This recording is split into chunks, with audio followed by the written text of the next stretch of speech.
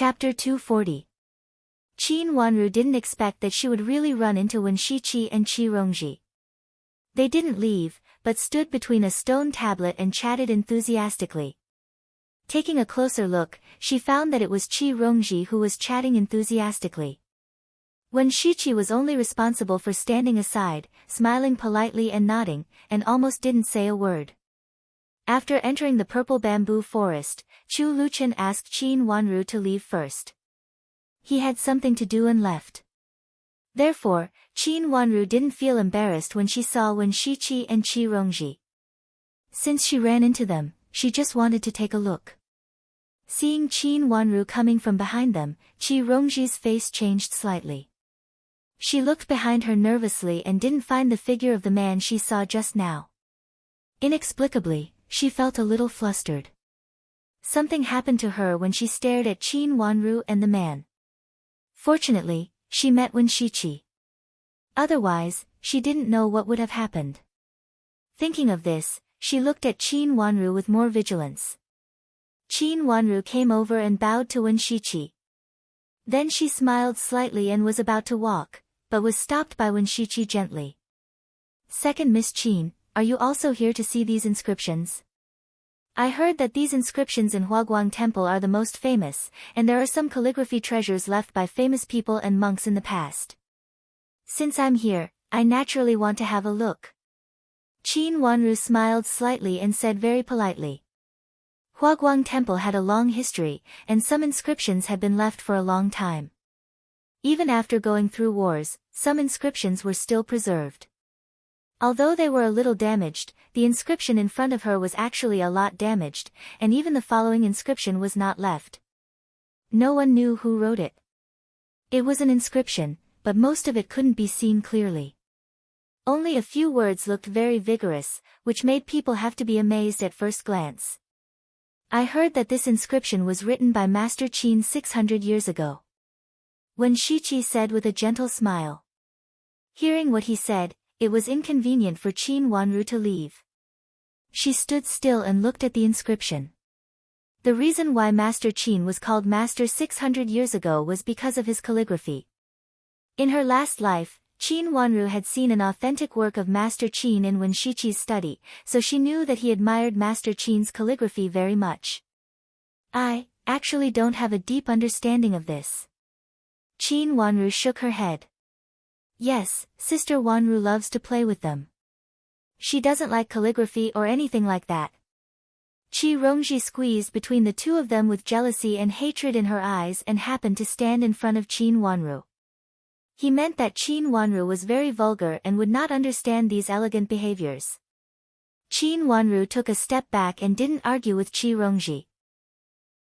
She bowed sideways to Wen Shiqi and said, "Third young Master Wen, I'll go ahead and have a look." "Second Miss, please go ahead," Wen Shiqi said with a smile, but his deep eyes were full of doubt. "Does this second Miss Qin really have no feelings for me? Or did the Qin clan really not have any thoughts about him?" Seeing Qin Wanru leave, Qi Rongji was overjoyed. But when she saw Wen Shiqi's thoughtful eyes fall on Qin Wanru, she became more and more jealous. But she also knew that she could not say too much at this time, so she could only smile and say, "Third young Master Wen, can you tell me about this Master Qin? I've only seen the introduction of this Master Qin in the past, but I don't know the details." "Actually, I don't know much either." Wen Shiqi's eyes fell on Qi Rongji's face and he smiled slightly. "Third young Master Wen, you must know more than I do. Please explain. Please explain." Qi Rongji smiled coquettishly. Because of Wen Shiqi's gaze, her face turned pink and her appearance became more and more delicate. Qi Rongji was very confident about her appearance. "In this case, I'll tell you something I know." Wen Shiqi's voice came slowly from behind and finally disappeared. At this time, Qin Wanru was far away from them. She was very grateful to Wen Shiqi and wanted to pull him out of the tragedy of the last life. From the previous conversation between Wen Shiqi and her, she knew that he must have suspected this matter, so he didn't mention anything about his cousin sister and his second brother. He only asked her why she knew about it. it could be seen that he already knew some facts. In this case, with Wen Shiqi's intelligence, it was impossible for him to be plotted against by those two people. Qin Wanru had already wiped away the blindness of family affection for him, so she didn't need to worry too much about it. Even though Wen Shiqi was sick in the last life, he still gave her the impression that he was extraordinarily intelligent. If he hadn't been sick, he would have had a place in those turbulent events in the last life. In this life, this was the only thing she could do. Moreover, Wen Shiqi still suspected her, so there was no need for her to have more contact with Wen Shiqi now. This was to prevent other accidents from happening. This was Qin Wanru's plan. That was why she turned around and left when Qi Rongji spoke. The purple bamboo forest was very large, and the stone tablets were scattered in the middle of the purple bamboo forest. The outermost part of the purple bamboo forest was surrounded by a wall, and the stone tablets were all inside the wall. The purple bamboo forest surrounded by the wall was very large. Qin Wanru had not walked out of the forest since she came here. The inner courtyard of the purple bamboo forest was very large, but there were very few people. Along the way, she only saw Wen Shiqi and Qi Rongji at the beginning. Qi Rongji could enter this forest because of Wen Shiqi, and Qin Wanru was brought here by Chu Luchen. Otherwise, she couldn't even enter the gate.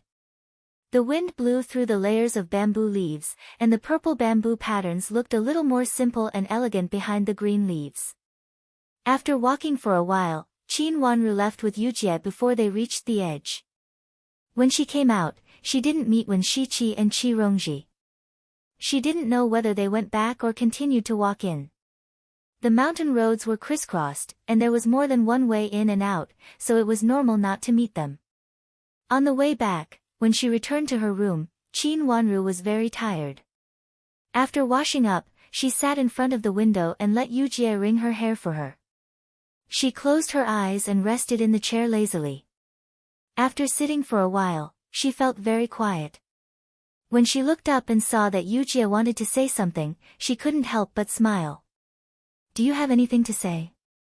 "Miss, Prince Chen is very dangerous," Yujie said uneasily when Qin Wanru asked. "I know, don't talk about him." Qin Wanru nodded and closed her eyes, not wanting to continue this topic. How could a person like Chu Luchen not be dangerous? What about Miss Qi? Yujie was a little anxious. As a servant girl, she couldn't say anything about Prince Chen, but Qi Rongji obviously had bad intentions. Just let her make trouble. Qin Wanru slightly raised the corner of her mouth and smiled indifferently. She should have sent one of her servant girls away, right? She was almost treated as a useless chess piece. Qi Rongji will not let it go. Is it Madame of Duke Xing and Madame D who join hands to frame you and Madame Dowager? Madame D's excuse is reasonable, but why does Madame of Duke Xing have to deal with you and Madame Dowager? Yujie asked in confusion. She had dried the handkerchief in her hand, and now she was combing Qin Wanru's slender hair with a comb. Her hair was thick, black, and soft. It made her face, which had no makeup on, look even more delicate and beautiful. Madame of Duke Xing, maybe she has a reason to deal with me. Qin Wanru's long eyelashes fluttered, and she slightly rolled her watery eyes, with her smile gradually turning cold.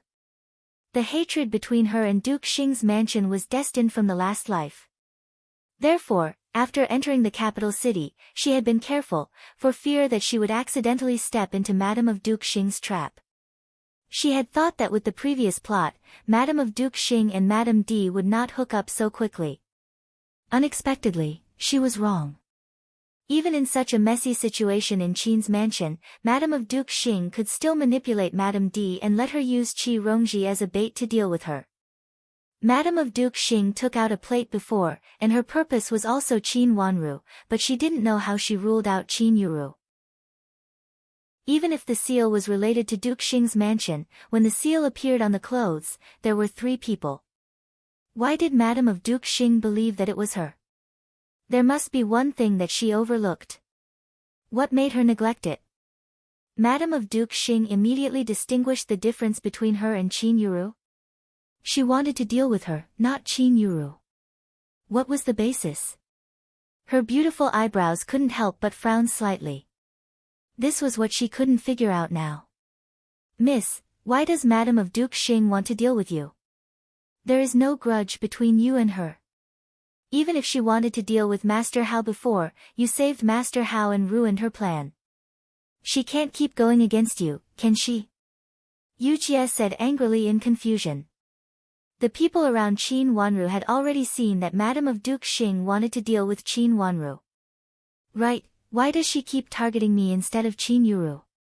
Qin Wanru also couldn't figure it out and couldn't help muttering to herself. Who knows what she is thinking? If she wants to deal with people from General's mansion, First Miss should be the one to deal with. Is it because Madame of Duke Xing bullies the weak and fears the strong and dares not to bully First Miss, so she keeps plotting against Second Miss? Yu Jie thought for a while and said. A trace of coldness flashed in Qin Wanru's eyes. Madame of Duke Xing wanted to deal with her but not Qin Yuru. Of course, it was not because she bullies the weak and fears the strong. Ningyuan Army General's mansion might be regarded as a new noble, but its rank was not high and its foundation was not enough to compete with Duke Xing's mansion. If Madame of Duke Xing wanted to deal with someone, she would not consider this reason. Madame of Duke Xing wanted to deal with her and set her mind on her. She must have investigated her and Qin Yuru. There was one thing that was absolutely different between her and Qin Yuru. Moreover, she could tell at a glance that Qin Yuru was not the one she wanted to deal with. Then why did she set her mind on it? If she couldn't cut through the fog in front of her, she couldn't find the key point. For a moment, when facing Madame of Duke Xing, she seemed to be much more passive. However, Madame of Duke Xing stretched out one foot first, so she stepped on her foot first and then made plans. Chapter 241. In the afternoon of the next day, Madame Dowager left Huaguang Temple with a group of people and returned to Ningyuan Army General's mansion. It was very quiet at the gate of General's mansion, and there were no onlookers. But there were still people pointing at them from farther away, and they seemed to be discussing something. As soon as Qin Wanru got off the carriage, she saw Madame Di and Qin Huayong standing beside Madame Dowager. Both of them looked terrible. She stepped forward and saluted them calmly, and then retreated to the side. Zhuozhua, go back first. Rulin, come with me. Madame Dowager said with a serious face. It was obvious that Qin Huayong and Madame Di had told her something before, and they didn't want Qin Wanru to be involved in it, so they sent Qin Wanru away first. Qin Wanru nodded and turned to leave. Suddenly, she turned to Qin Huayong and said, Father, how about the plate? It is a royal gift. If something happens to it, it will be troublesome. Qin Huayong's eyebrows jumped slightly, and he nodded casually with a smile on his face. His voice was also a little gentle. I have my own plan for it. Don't worry. Madame Di's face immediately became terrible, and even a little flustered. She glanced at Qin Wanru coldly, but she didn't say anything sensibly. In fact, this matter was not completely over. At this time, she and Madame of Duke Xing were both happy. However, she had wanted to find a chance to explain to Qin Huayong. Unexpectedly, Qin Wanru suddenly revealed it at this time, which caught her off guard. Qi Rongji was also observing Madame Di. She almost couldn't control the hatred in her eyes, but she still gritted her teeth and turned to leave with Qin Wanru. After walking for a while, Qi Rongji looked back and couldn't see Madame Dowager and others behind her. She took a few steps and stopped Qin Wanru. Sister Wanru, wait for me. I have a few words with you. Qin Wanru stood still and waited for her to come over. She asked indifferently, what's the matter? Sister Wanru, I'm sorry. I misunderstood you before. It must be Qin Yuru and Madame Di who did it on purpose. I'm here to apologize to you. Qi Rongji bowed deeply to Qin Wanru and looked to apologize sincerely. It doesn't matter. Qin Wanru said lightly and turned to leave. Qi Rongji didn't expect that her sincerity would be rewarded with such a frivolous reply. She almost couldn't keep the smile on her face, but she immediately said, Sister Wanru, I know you don't like third young Master Wen, and I'm short-sighted. But both of us are hurt by Qin Yuru and Madame D. Are you willing to accept it? So what? Qin Wanru narrowed her eyes and said indifferently. You are the second miss of the general's mansion and you are no worse than Qin Yuru. But she and Madame D can't tolerate you. They were like this when you were in Jiangzhou and they are still like this when you are in the capital city. How can you survive in the future? Even your marriage in the future will be in their hands. That is a matter of life. Qi Rongji said earnestly. She was very considerate of Qin Wanru. So, what should I do? Qin Wanru smiled, and her long eyelashes fluttered a few times, hiding a trace of coldness at the bottom of her eyes. Sister Wanru, I am also unwilling to accept it. Let's join hands. Qi Rongji's voice was very low, but it became more and more sincere. She gritted her teeth and said with hatred, I am unwilling to accept it. I almost lost my life, and even if I die, I can't find the culprit. How can I accept it? I have checked last night. Someone did something to my carriage, and one of the wheels is broken. If I hit it deliberately, there is a big possibility that something bad will happen. Qin Wanru was not surprised by this result. Since Madame D wanted something bad to happen to Qi Rongji, this was the best way. First, they made a mark on the wheel, and then when they went down the slope, they hit a big tree, the carriage fell apart, and then the horse crashed. In fact, it was not a difficult thing. I don't know what to do. You just be careful in the future. Qin Wanru said lightly. Someone is about to die, how can I be careful? Qin Wanru, you can't be so useless. Qi Rongji could not pretend anymore, and said angrily. What else can I do? This is the capital city, not Jiangzhou. Qin Wanru looked at Qi Rongji coldly and reminded her, in Jiangzhou, you may be able to rely on your father to fight against my father, but not here.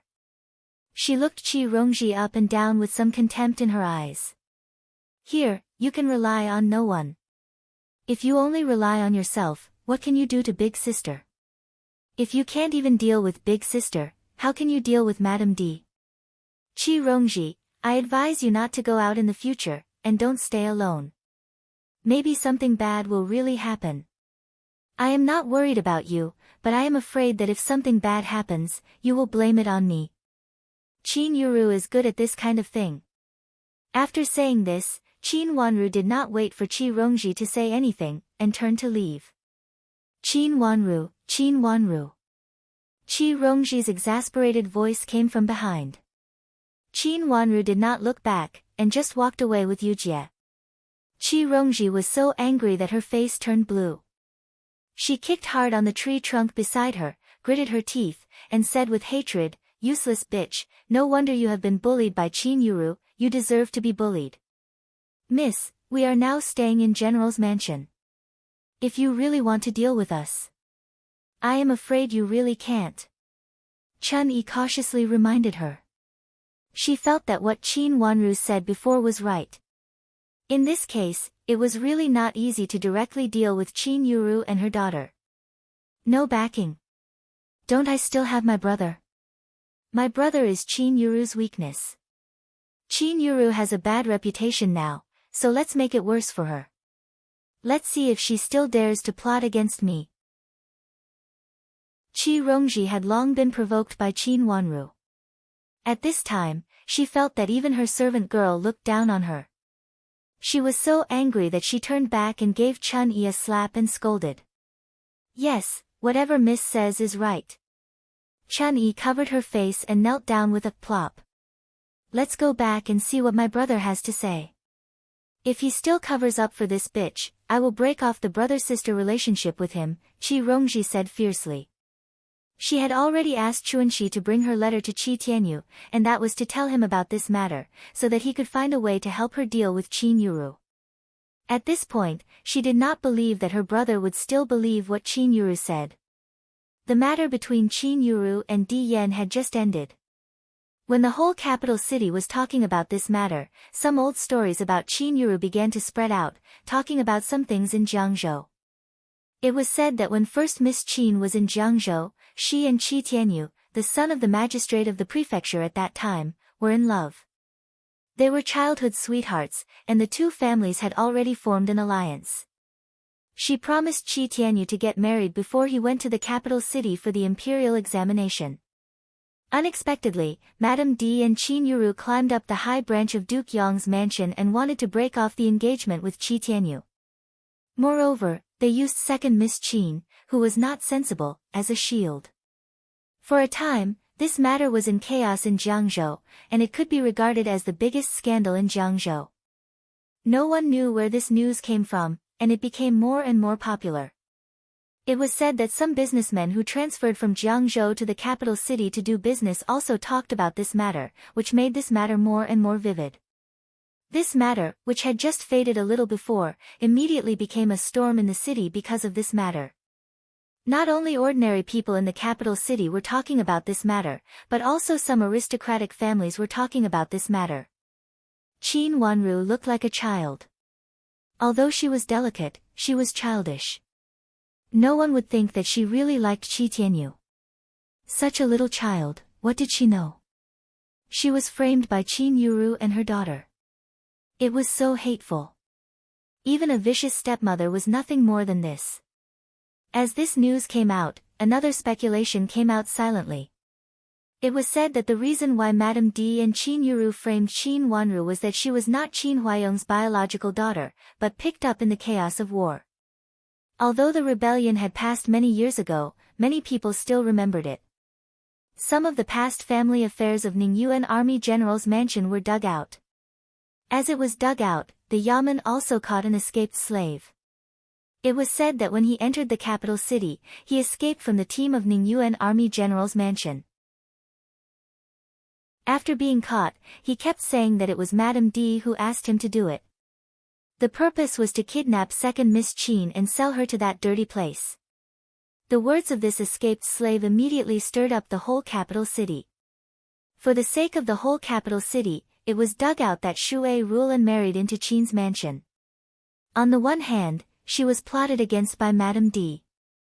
On the other hand, she wanted to take care of Qin Wanru, who had no parents. This was no longer just a rumor. It was simply appalling and unbelievable. But at this time, young Madame of Duke Yangxiu said that she was also in Jiangzhou at that time. She said that she was indeed there when this happened. So many news came one after another, like thunder in summer over the sky of Qin's mansion. The atmosphere in the whole sky was unprecedentedly tense. Qin Huayong and old grandma closed the door and discussed for a long time. They could not make up their minds. Finally, they put Madame D under house arrest and directly sent old maids to guard Yulan Pavilion where Madame D lived. Not to mention Madame D, even other people in the yard were not allowed to go in and out at will. They directly separated Madame D. Qin Yuru was also grounded and copied the rules for women in her yard. The matter of Qin's mansion was related to the inner court. Recently, all the people of Qin's mansion did not appear in front of the public. Even if there were curious people who wanted to ask, they could not. But Qi Tianyu was different. As the person involved, it was much more convenient to ask him. So some curious people went to ask Qi Tianyu if it was true. However, those who asked Qi Tianyu did not get a confirmed answer. Qi Tianyu always talked about other things. When it was really inevitable, he just said that the people of Qin's mansion had a good character. As for other things, he did not know. At this point, he still wholeheartedly defended the reputation of Qin's mansion. Everyone had a good opinion of this young Master Qi. Chapter 242. First Miss and Mei Shui really left from the back door. I don't know where they went at this time. Yu Jie was sent by Qin Wanru to keep an eye on Qin Yuru. Seeing Qin Yuru also dressed like a servant girl and secretly left Qin's mansion, she hurried to report to Qin Wanru. Qin Wanru was reading the medical book given by Mingqiu Nun. It was very quiet in the room. Hearing Yujie's words, she raised her head and shook it. Don't worry about her. It must be Qi Tianyu at this time. As she said, she slowly picked up the small scissors on one side and cut the jumping candle. A long section of the candle was cut off, and the unstable flame immediately calmed down. She went to ask the first young master of the Qi family to prove that what happened before was a lie. Miss, what should we do? The first young master of the Qi family will definitely help first miss. Yujie was anxious when she heard it. She knew the influence of first miss on the first young master of the Qi family. Qi Tianyu won't help her. Qin Wanru smiled. Her beautiful hair had been combed again. She took off the two buns and only made a braid, hanging it on one side, which made her look more charming and beautiful. Why not? Before Qingyu. Just tell me that when we were in Jiangzhou, the first young master of the Qi family once made trouble for second miss in order to help first miss. Yujie said. Qin Wanru squinted her watery eyes and looked at the candle on the candlestick. A faint smile appeared on her beautiful lips. Today is different from the past. It was caused by Qi Tianyu. How could he slap his own face? It was caused by the first young master of the Qi family. Yujie was startled. The whole mansion seemed to be in a mess in the past 2 days, and the atmosphere in the mansion was also very depressed. Everyone knew that this kind of thing was so systematic that it would not be solved easily. However, people in the mansion guessed that the cause of this matter was related to Shui Rulin and Qin Wanru. Unexpectedly, it was caused by Qi Tianyu.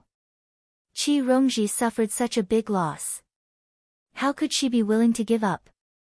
She must seek help from Qi Tianyu. Qin Wanru said slowly. Doesn't the first young master of the Qi family believe in first Mrs. words the most? Yujie was puzzled. She actually didn't know much about what had happened back then. She only knew most of it from Qingyue. Times have changed. If Qi Tianyu still can't figure it out at this time, he is really stupid. Qin Wanru's smile gradually became cold. She never thought that Qi Tianyu was stupid, otherwise he would not have been the third in the examination. She even thought that Qi Tianyu was not as affectionate as he showed. Some of the things that came out this time were expected, and some were unexpected, but the result was good. The rumor was spread by someone sent by Qi Tianyu, but Qin Wanru asked Chu Luchen to release the coachman. As for asking the coachman to tell the truth, it was not difficult for Chu Luchen at all. The young madam of Duke Yangxiu's righteous words surprised Qin Wanru a little. Qin Wanru thought that even if the young madam of Duke Yangxiu's young madam of Duke Yangxiu's young madam of Duke Yangxiu's young madam of Duke Yangxiu's young madam of Duke Yangxiu's young madam of Duke Yangxiu's young madam of Duke Yangxiu's young madam of Duke Yangxiu's young madam of Duke Yangxiu's young madam of Duke Yangxiu's young madam of Duke Yangxiu's young madam of Duke Yangxiu's young madam of Duke, of course, the effect was better at this time, but it was easy to bring the young madam of Duke Yangxiu to the teeth of the storm. Qin Wanru was very grateful for the reaction of the young madam of Duke Yangxiu. Originally, she wanted to release the coachman after the young madam of Duke Yangxiu had a look at him at a specific moment. But now it was a better opportunity. After pushing forward step by step, she could spread the things in Jiangzhou at that time and confirm part of it. For some rumors, because one part of it was verified, it made people believe in the other parts without a doubt. Qin Wanru had this effect long ago. At that time, there were many families of businessmen who traveled in Jingxin Monastery. In the past, no one talked about it, so these people naturally didn't dare to talk about it. But now, since everyone was talking about it, these people also became witnesses. What they saw and heard would no longer be concealed. Naturally, the more people talked about this rumor, the more they felt it was true. If the first young master of the Qi family doesn't intervene, what about Duke Yang's mansion? Yujie was relieved, but suddenly thought of Duke Yang's mansion and said. Qin Wanru didn't speak this time. She smiled slightly and meaningfully. Duke Yang's mansion couldn't do anything. Duke Yong arrived at Ningyuan Army General's mansion the next day. After Qin Huayong welcomed him into the study, they sat down according to the host and the guest. As soon as he sat down, Duke Yong's face turned cold. He slammed his hand on the table and said to Qin Huayong with a gloomy face, "Brother-in-law, what do you mean by locking my sister up? Do you want to favor your concubine to the detriment of your wife?" Qin Huayong was given the title of favor your concubine to the detriment of your wife. Qin Huayong had no foundation in the capital city. If he really got such a title, his career would probably be blocked. "Brother-in-law, what do you mean?" Qin Huayong said unhurriedly. "What do you mean by locking my sister up? Do you think our Duke Yong's mansion is dead? How could you lock my sister up because of some hearsay?" Duke Yong came here today to stand up for Madame D. He was very imposing. He didn't believe that Qin Huayong dared to really offend him. "Brother-in-law, don't you know the rumors outside?" Qin Huayong asked in a cold voice. He didn't like so many rumors outside, but since it happened, he must make the smallest sacrifice to calm the situation. "The rumors outside must be spread by people in your mansion. You can check Madame Shui and your second daughter in your mansion. They must be jealous of my sister and Yuru, so they spread such rumors. Brother-in-law, I don't mean to criticize you, but how can you sweep the world if you don't sweep the house? You are a general in vain." Duke Yong sneered. "It's not them," Qin Huayong said with certainty. "Brother-in-law, you won't cover up for them, will you? If it's not them, who else can it be? Look at what they have done. Is it human? If my sister is not good, will your mansion be good?" Duke Yong's eyes were about to spurt fire. "It's them who should be grounded. As long as you ground them, this matter will be peaceful." When the news came out, they were still in Huaguang Temple and didn't do anything. "It's not them. They can't meddle in the matter of the coachman. They don't have such great ability," Qin Huayong said. "It happened suddenly." Of course, he also suspected that Shui Rulan and Qin Wanru had done it. But after checking, he found that it had nothing to do with them. "Qin Huayong, what do you mean now? Do you really want to imprison my sister for a lifetime?" Duke Yong was unhappy and looked at Qin Huayong with sharp eyes. "What else can I do except this? Do you still want Yuru to bear this matter?" Qin Huayong turned a blind eye to the anger on Duke Yong's face and said coldly. Duke Yong was not the only one who was badly battered. Many things were caused by Madame D. How could he not be angry? At this time, he suppressed the anger in his heart and talked to Duke Yong. Until now, he didn't want to fall out with Duke Yong. It was not good for him or Duke Yong. Yuru is just a child. If she bears the responsibility. Duke Yong saw that he couldn't overwhelm Qin Huayong in terms of momentum, so he rolled his eyes and slowed down his voice. Before coming here, Countess Yong told him another possibility.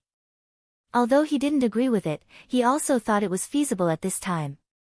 "No. Brother-in-law, you don't like Yuru?" Before he finished his words, Qin Huayong's face had become fierce.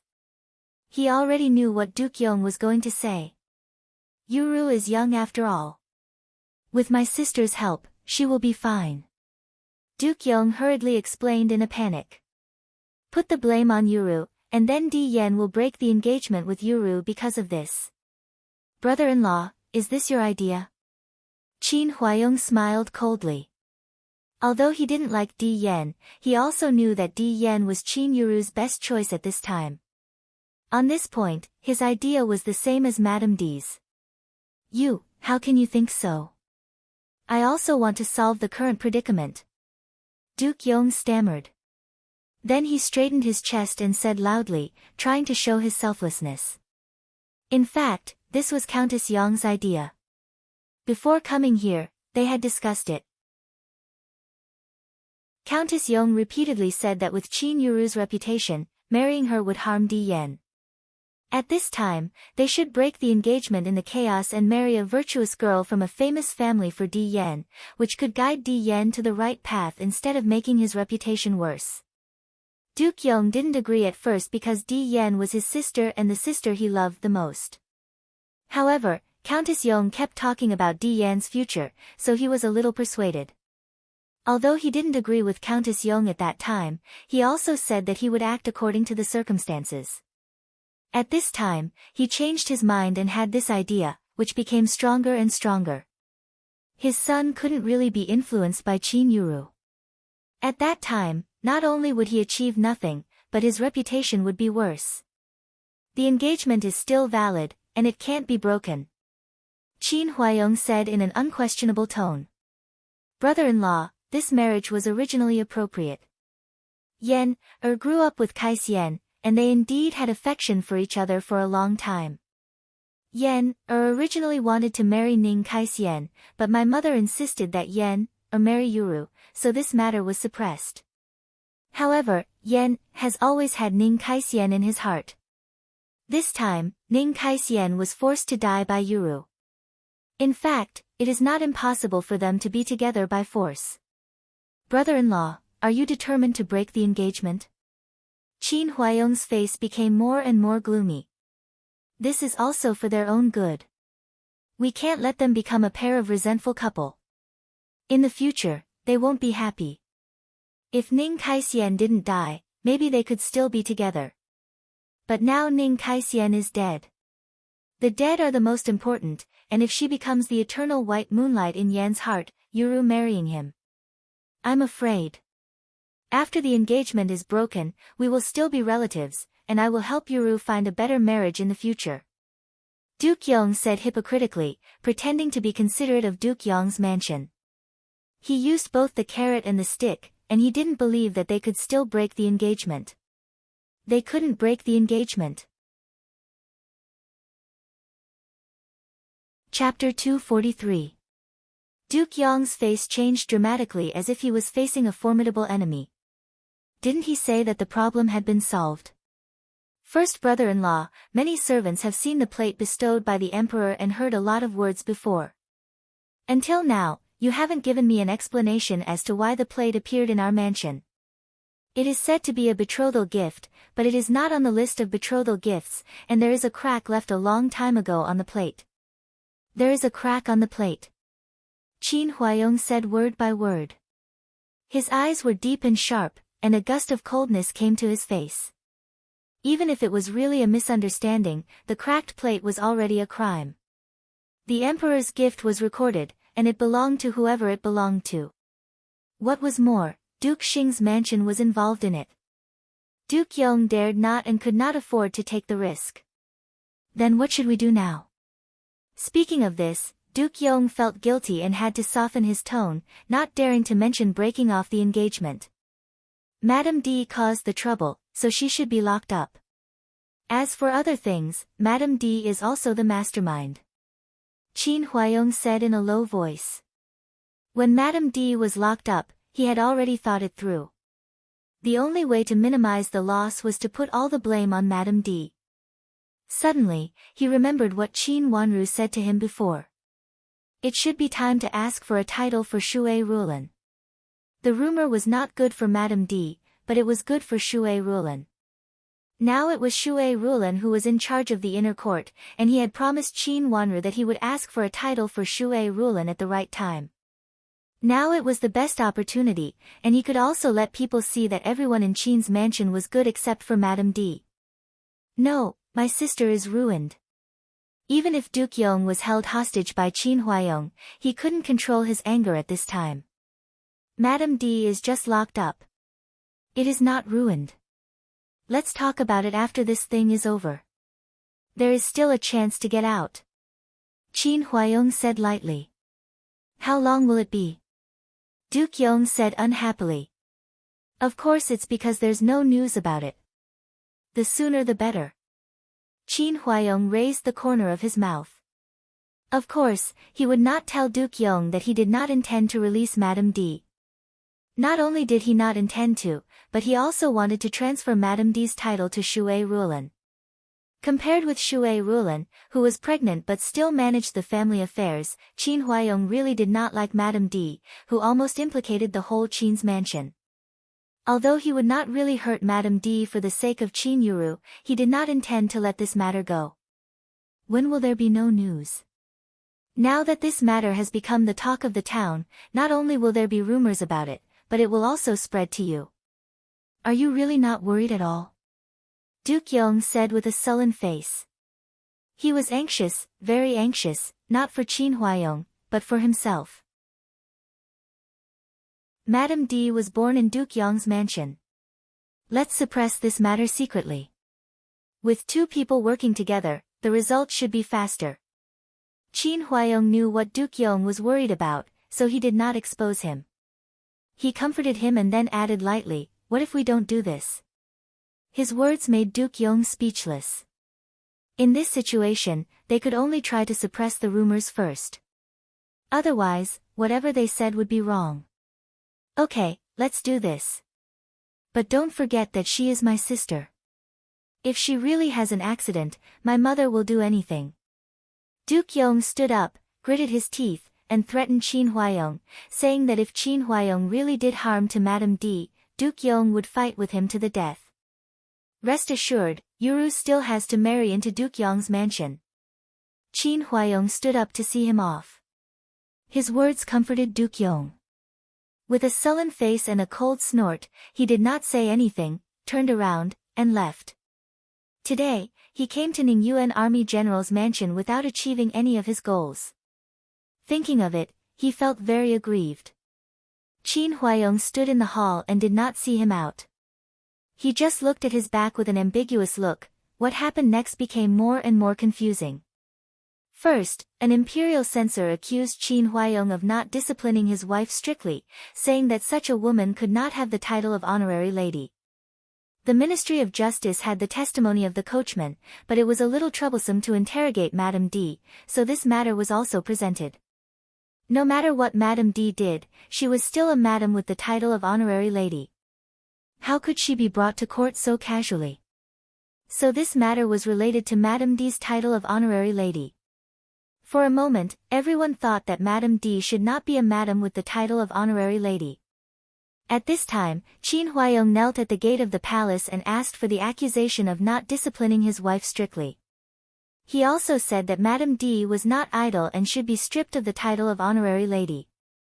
But Madame Shui, who wholeheartedly protected his second daughter, was a quiet and dignified woman and should receive the title of honorary lady. He asked the emperor to transfer Madame D's title of honorary lady to Madame Shui. It could be said that he had never seen or heard of such a thing before. Qin Huaiyong knelt at the gate of the palace. The emperor in the palace did not send a message for a long time, so he continued to kneel at the gate of the palace. This matter caused a sensation from the people to the palace and the whole court. Some people thought that even if Madame D did not have the title of honorary lady, she should not be given to Madame Shui. Madame Shui was only a secondary wife. How could she have a higher position than the legal wife? But some people thought it was reasonable. The female mistress of Ningyuan Army General's mansion should have the title of honorary lady. Otherwise, there was no way to convince the public. Since the legal wife could not be the legal wife, naturally the secondary wife should be.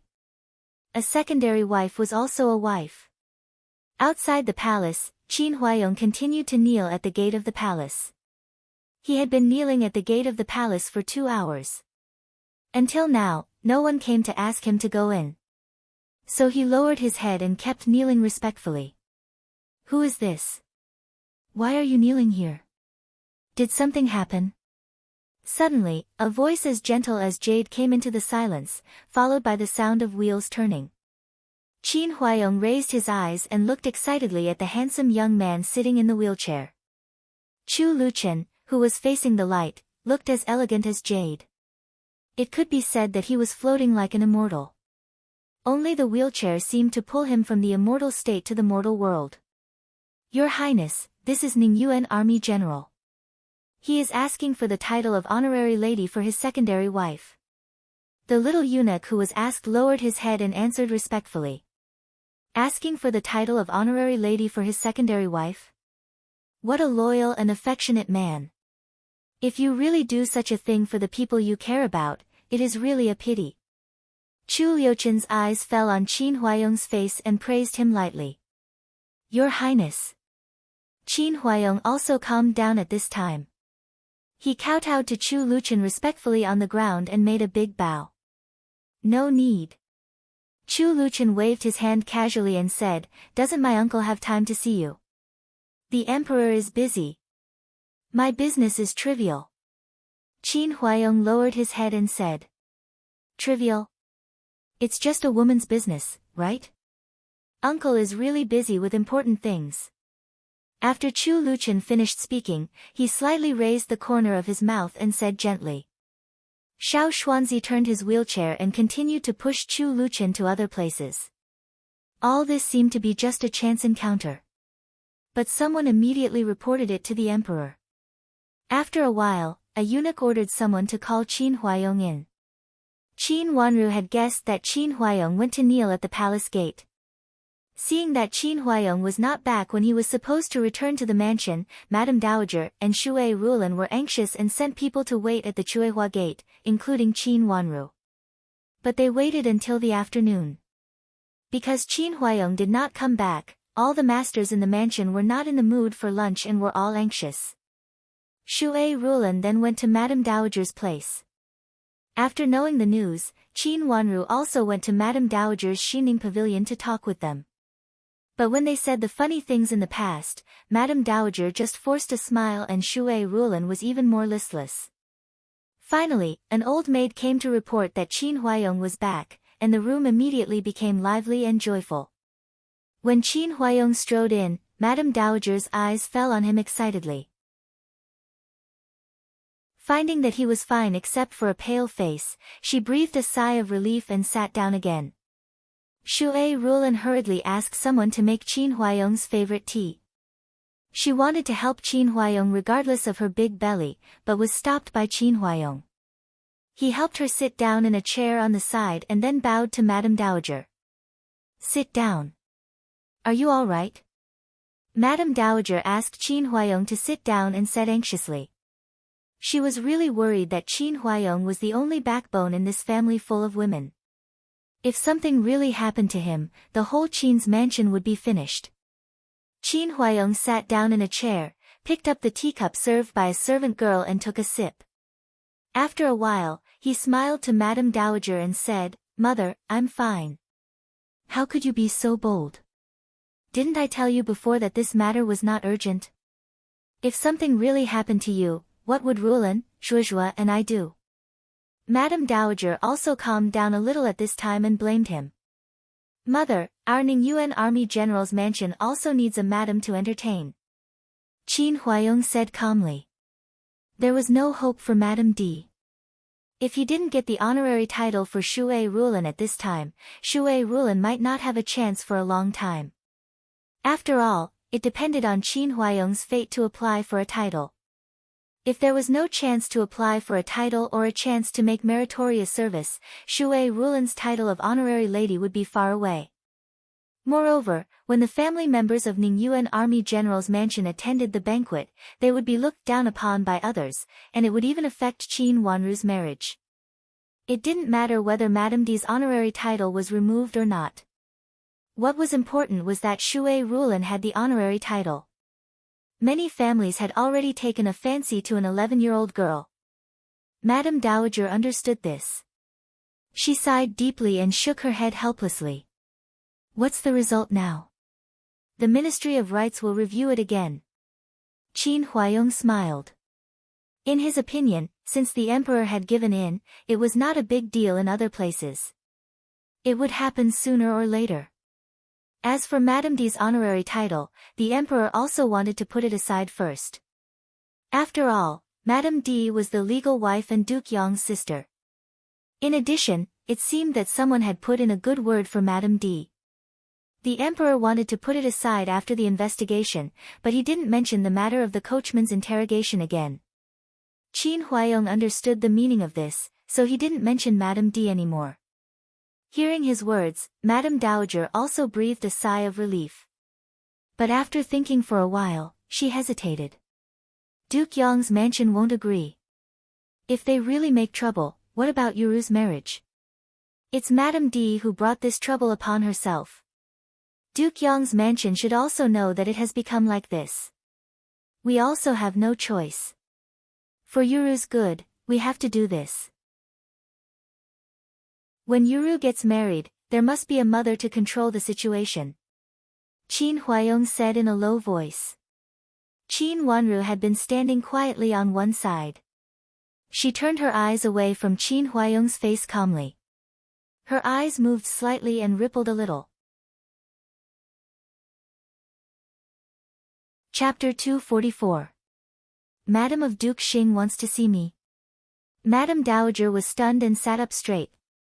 After she came to the capital city, she had been living in seclusion and had never met any guests. She didn't know what Madame of Duke Xing, whom she had never met, meant. Although she had been here once before, she had met Madame D and had nothing to do with her. Yes, she said it was because of Wanru's help to the young master of Duke Xing's mansion. I came here in a hurry last time and didn't bring any gifts, so I didn't see you. Qin Huayong glanced at Qin Wanru beside him and said. This explained why she only saw Madame D and not Madame Dowager when she came to Qin's mansion last time. It's not good to come here at this time when the mansion is in such a mess, right? Madame Dowager hesitated and said. Madame of Duke Xing said it was okay and she should come here at this time. Qin Huayong said. Should come here. Qin Wanru sneered in her heart. Madame D was restricted in the courtyard, and Madame of Duke Xing couldn't reach out her hands. This time she would come here in person. Madame of Duke Xing is really a person who is affectionate and righteous. Madame Dowager sighed. Qin's mansion was in the teeth of the storm now, and no discerning person was willing to get involved at this time. The fact that Madame of Duke Xing could come to visit her at this time meant that she supported Qin's mansion in a way. How could Madame Dowager not be moved? Even Shui Rulan, who was sitting aside, nodded repeatedly. She had a good impression of Madame of Duke Xing before she met her. Qin Wanru lowered her head slightly, and her eyes fell on the delicate carvings on the corner of the chair. A trace of coldness flashed in her eyes. Madame of Duke Xing really didn't forget to leave a good impression at any time. At this time, even Grandma and Mother might think that she was really amiable and respectable, but they didn't know that she was the one who stabbed them in the back. Madame of Duke Xing came to Ningyuan Army General's mansion the next day, and she brought a lot of gifts with her. She gave gifts to every master in Ningyuan Army General's mansion. Even Qi Rongji, who lived as a guest, received a few pieces of cloth and a few pieces of jewelry. After Qi Rongji was overjoyed, she also went to Madame Dowager's courtyard with Chuni to thank Madame of Duke Xing. Qin Wanru came late. When she arrived at Madame Dowager's courtyard, she had already heard the laughter. She immediately lifted her skirt and walked in slowly, followed by Nanny Zheng. This time, she didn't bring Qing Yu or Yuru, but only Nanny Zheng. Inside the room, old grandma was sitting in the main seat with a smile on her face. She was wearing a dark cyan robe with the word Fu on it and a dark cyan forehead cloth with a big red gem in it. She looked very energetic. Shui Rulan was sitting on her right side. Madame of Duke Xing was sitting in the guest seat, and Qi Rongji was sitting beside her. They were talking happily.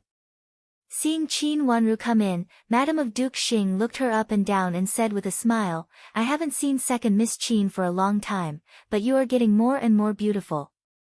Madame Dowager is so lucky. Madoff Daof of Madoff Ru. With Madoff Mad Madam. Madam of Mad Qin. Qin Wanru stepped forward and bowed deeply to Madame of Duke Xing. When she just got up, her hand was held by Madame of Duke Xing. Madame of Duke Xing seemed to like Qin Wanru very much. It would be great to have a daughter like second Miss Qin.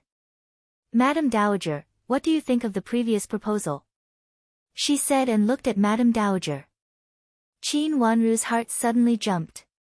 She immediately realized that it was not good. She calmly pushed away Madame of Duke Xing's hand and bowed to Madame Dowager and Shui Rulan. I really appreciate Madame's kindness, but I have to tell Zhuozhua about it. Madame Dowager said with a smile. Her eyes fell on Qin Wanru, full of appreciation. This child is really pitiful. Who could have thought that there would be such a thing? Her nickname is Zhuozhuo. Madame of Duke Xing's face showed a trace of strangeness, but it immediately flashed away. If Qin Wanru had not been paying attention to her, she really would not have found this trace of strangeness. Did her nickname, which only Grandma called her, remind her of something? That's right. This child does have a hard life. Madame Dowager sighed more and more. Looking at Qin Wanru's obedient and docile look, she only felt bitter in her heart. At such a young age, she became an orphan without parents. How could she not be pitiful? The most hateful thing was that Madame D was not virtuous. She had promised that she would treat Zhuozhuo as her biological daughter, but in fact, she had been making trouble for Zhuozhuo. I only have one daughter, and she likes to lecture. She is not around at ordinary times. I really want to have such a lovely daughter by my side. When I saw second Miss Qin before, I liked her very much, but I didn't dare to be presumptuous. When I came to your mansion last time, I wanted to ask Madame D's opinion. I thought Madame D was second Miss Qin's mother, but I didn't expect that I made a mistake. Speaking of this, Madame of Duke Xing smiled at Shui Rulin with modesty. Shui Rulin smiled softly. She did have some doubts about this matter, but now she felt that what Madame of Duke Xing said was reasonable. Everyone in the capital knew that Madame D was her cousin's legal wife, but no one knew who she was. It was reasonable that Madame of Duke Xing came to visit Madame D. Come on, take out the gift I prepared for second Miss Qin. Madame of Duke Xing said to an old maid behind her with a smile. The old maid nodded, and two servant girls came forward and presented the brocade box in their hands. How can I accept it? Madame of Duke Xing has sent a gift just now.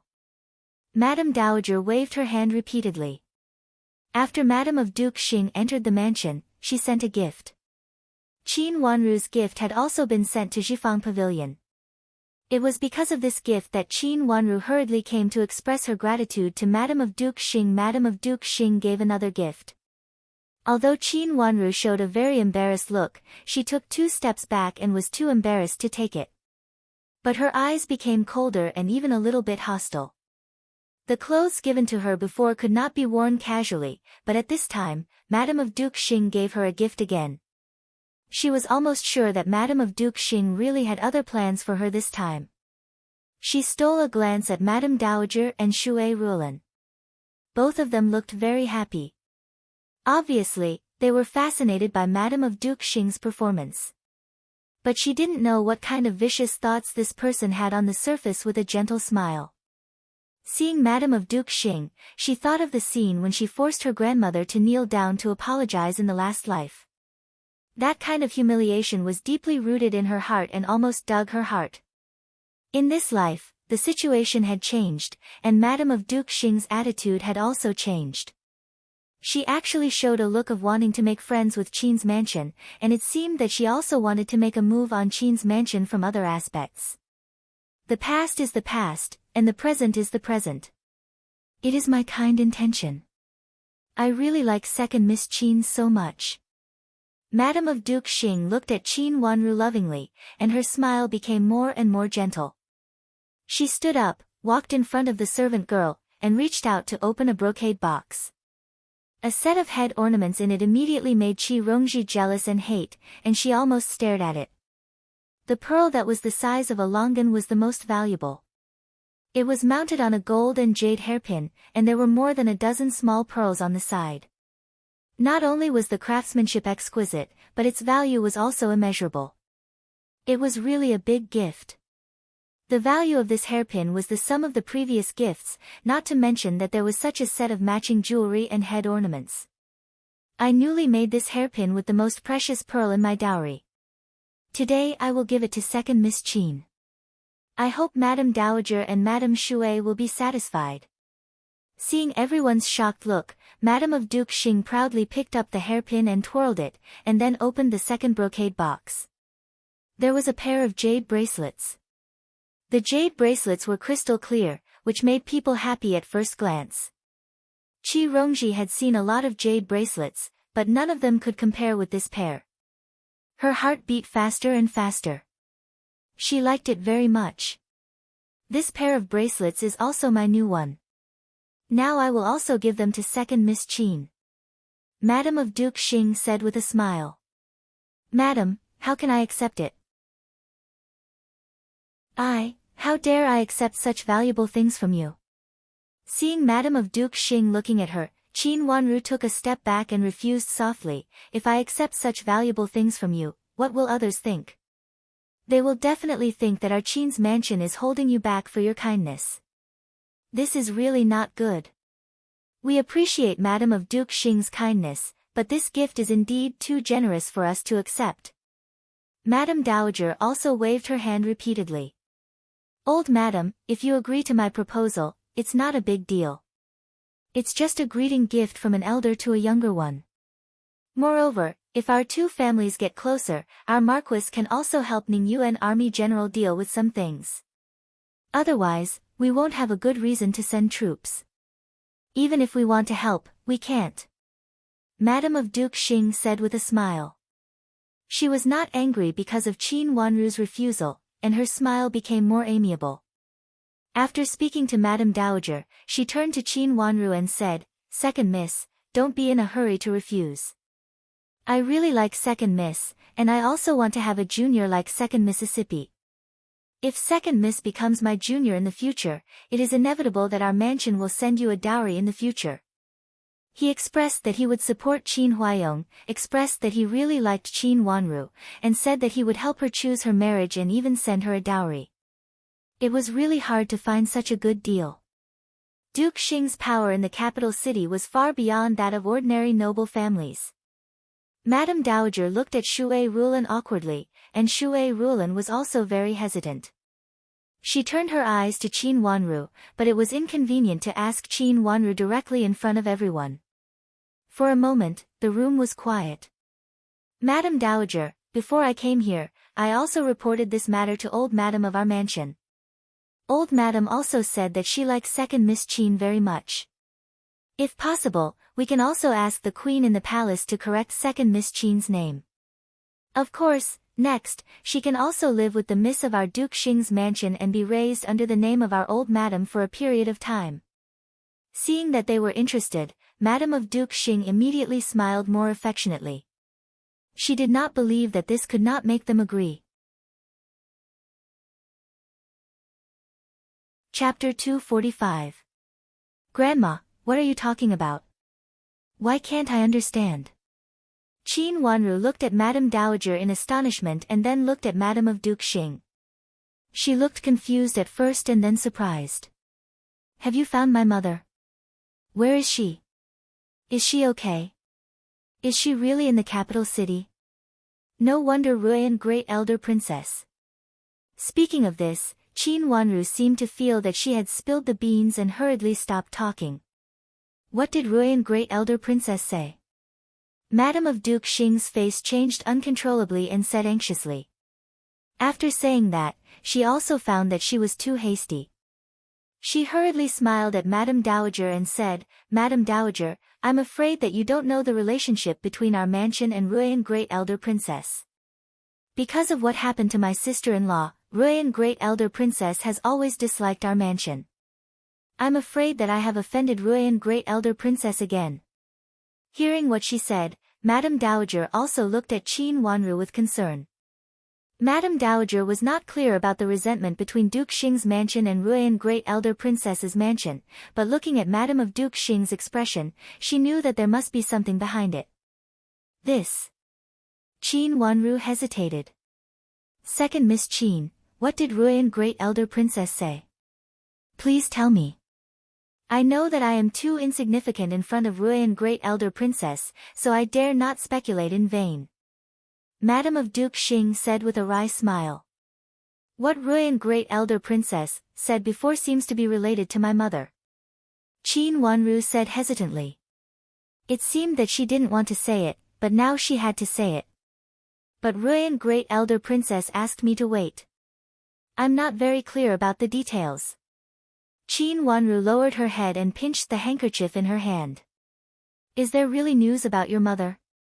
Madame Dowager was overjoyed and looked at Qin Wanru excitedly. For a moment, she forgot the matter about Madame of Duke Xing. Ruyan Great Elder Princess seems to mean it. Now it is still being investigated, so I don't know whether it is true. Qin Wanru made an excuse about Ruyan Great Elder Princess. Now she had basically understood what Madame of Duke Xing meant. In the last life, Qin Yuru was raised in Duke Xing's mansion. It was said that old Madame liked her very much. After that, she doted on Qin Yuru even more and even kept her for a few more years before letting her get married. After getting married, with Duke Xing's mansion as her background, all the noble ladies in the capital city dared not look down on her. Now, it seemed like this matter was going to fall on her head, but she didn't like it. What tricks did Madame of Duke Xing want to play again? She coerced Madame Dowager to agree with this matter. In addition, Madame Dowager had said that she liked Qin Wanru and her daughter. Madame Dowager intended to recognize Qin Wanru as her adopted daughter. With the power of Duke Xing's mansion, if they recognized her as their adopted daughter, it would be reasonable for them to intervene in her marriage. Madame Dowager and Shui Rulan both regarded her as a good person. In addition, she was used to whitewashing her performance. At that time, it might be difficult for her to control them. The only thing he could do now was to stop her. Or... She quietly turned her eyes to Qi Rongji, who was watching on the side with jealousy and hatred. She slightly raised the corners of her mouth, showing an invisible sneer. Rui, and Great Elder Princess wants to find your biological mother for you? Although Madame of Duke Xing was smiling, it looked a little stiff and less lively than before. It should be this way. Qin Wanru replied softly. Madame Dowager, who is second Miss Qin's biological mother? Madame of Duke Xing suddenly turned to Madame Dowager and asked, which stunned Madame Dowager. Things like this were basically secrets.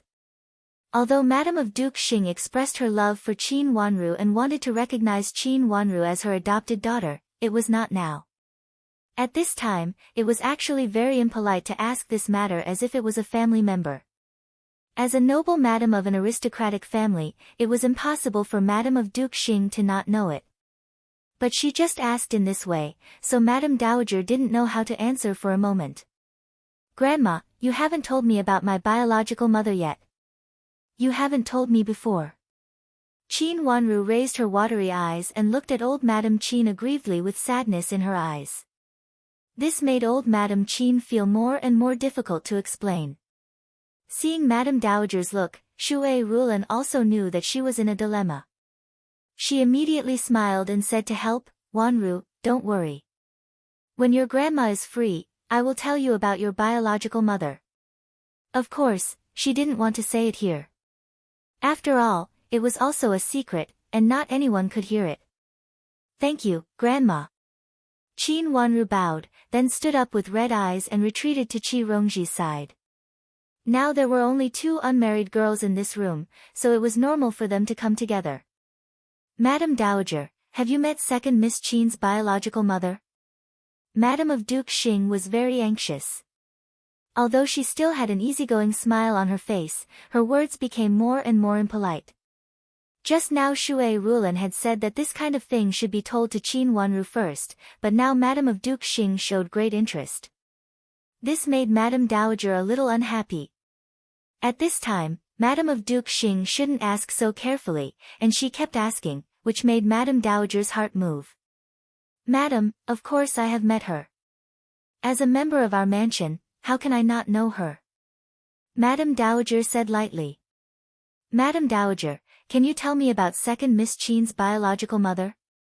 The woman who can give birth to such a smart and beautiful girl as second Miss Qin must be an outstanding woman.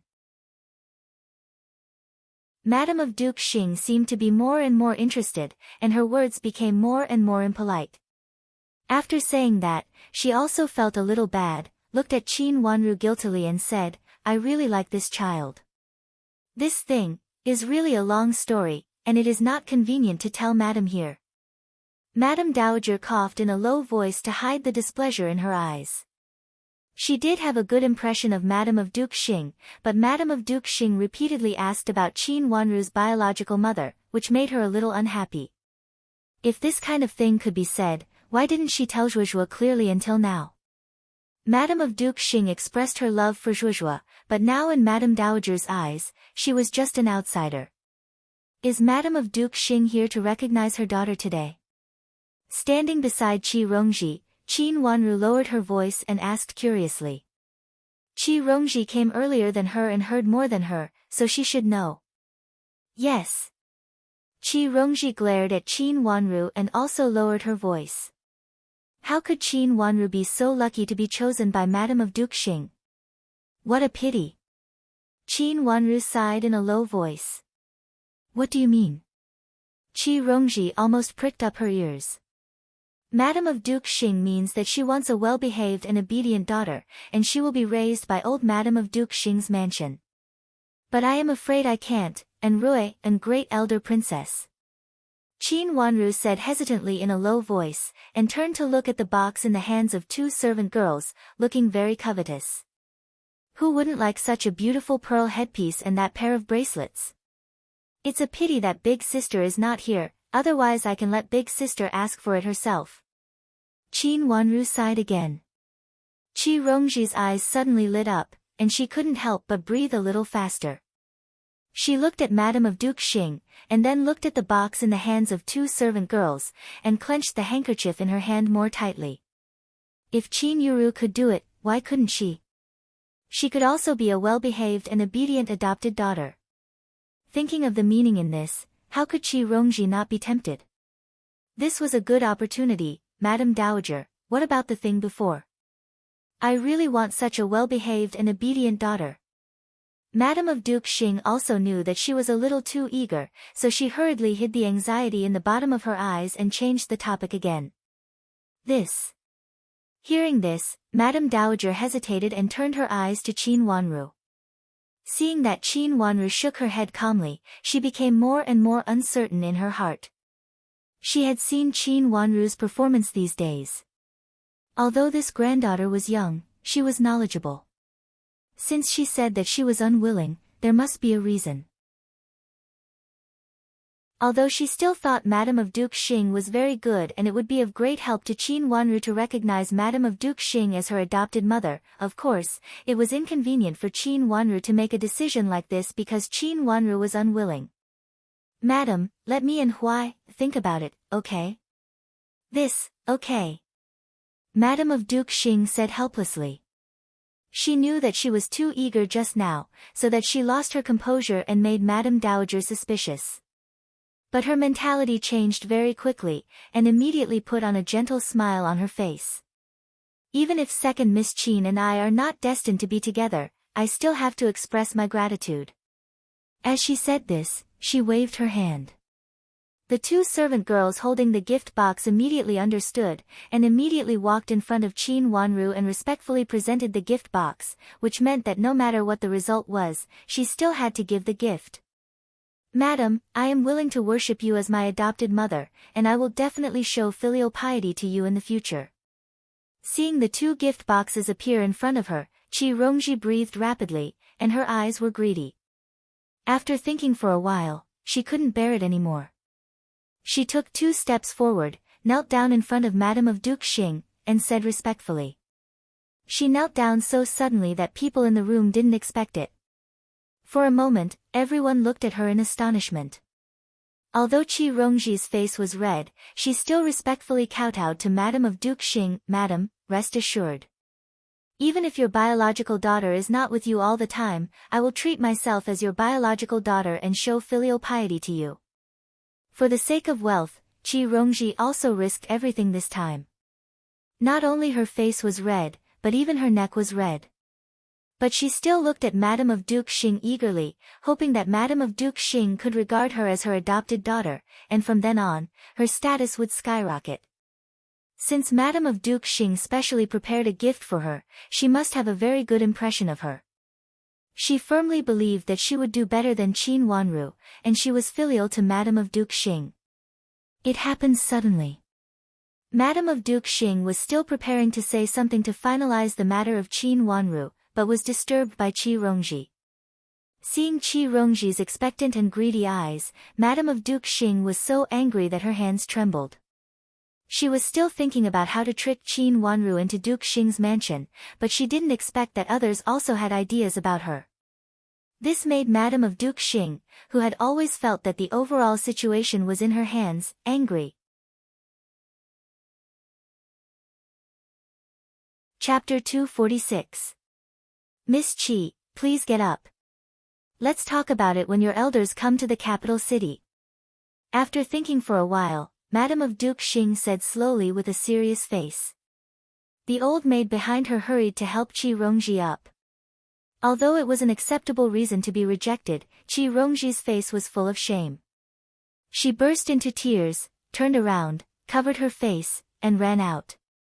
Grandma, I'm going to see first Miss Qi. Qin Wanru said hurriedly and chased after her. Nanny Zheng, who had been standing at the door and didn't follow her in, wanted to follow her, but Qin Wanru shook her hand and reached out to signal her to go inside. Nanny Zheng understood and asked a little servant girl to follow Qin Wanru out. She still stood outside the curtain at the door. There was a good thing here. The people inside could not see her, but she could hear the sound inside. Thank you for your kindness, Madame of Duke Xing. Let's talk about it later. I can't accept the gift now. Madame Dowager said with a smile in the room, but she was not as friendly as before. In this case, I won't force you. Madame Dowager and Ning Yuan Army General can discuss it. If it weren't for second Miss Qin's kindness to I wouldn't come here at this time. Madame of Duke Xing said with a smile. At this time, her expression had returned to normal. She sat in the chair dignifiedly, and the two servant girls retreated behind her. Thank you for your kindness, Madame of Duke Xing. Madame Dowager said sincerely. In Madame Dowager's opinion, those who could still come here at this time were people who valued friendship and righteousness. She could talk to Zhuozhua about it later. It was indeed beneficial to have a marriage with Duke Xing's mansion.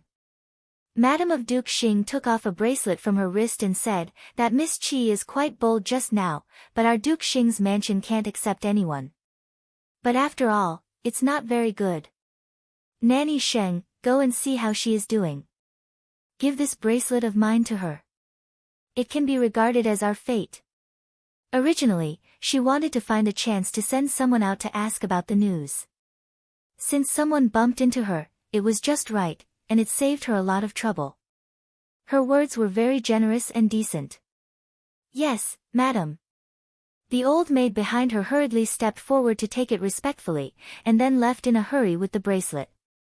It was between Qi Rongji and Madame of Duke Xing, so it was inconvenient for Madame Dowager to show up. She had intended to ask someone to take the old maid there, but the old maid had already lifted the curtain and left.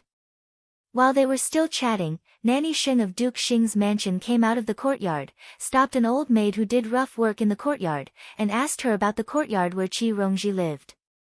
Then she walked out of the outer courtyard without asking anyone to lead the way.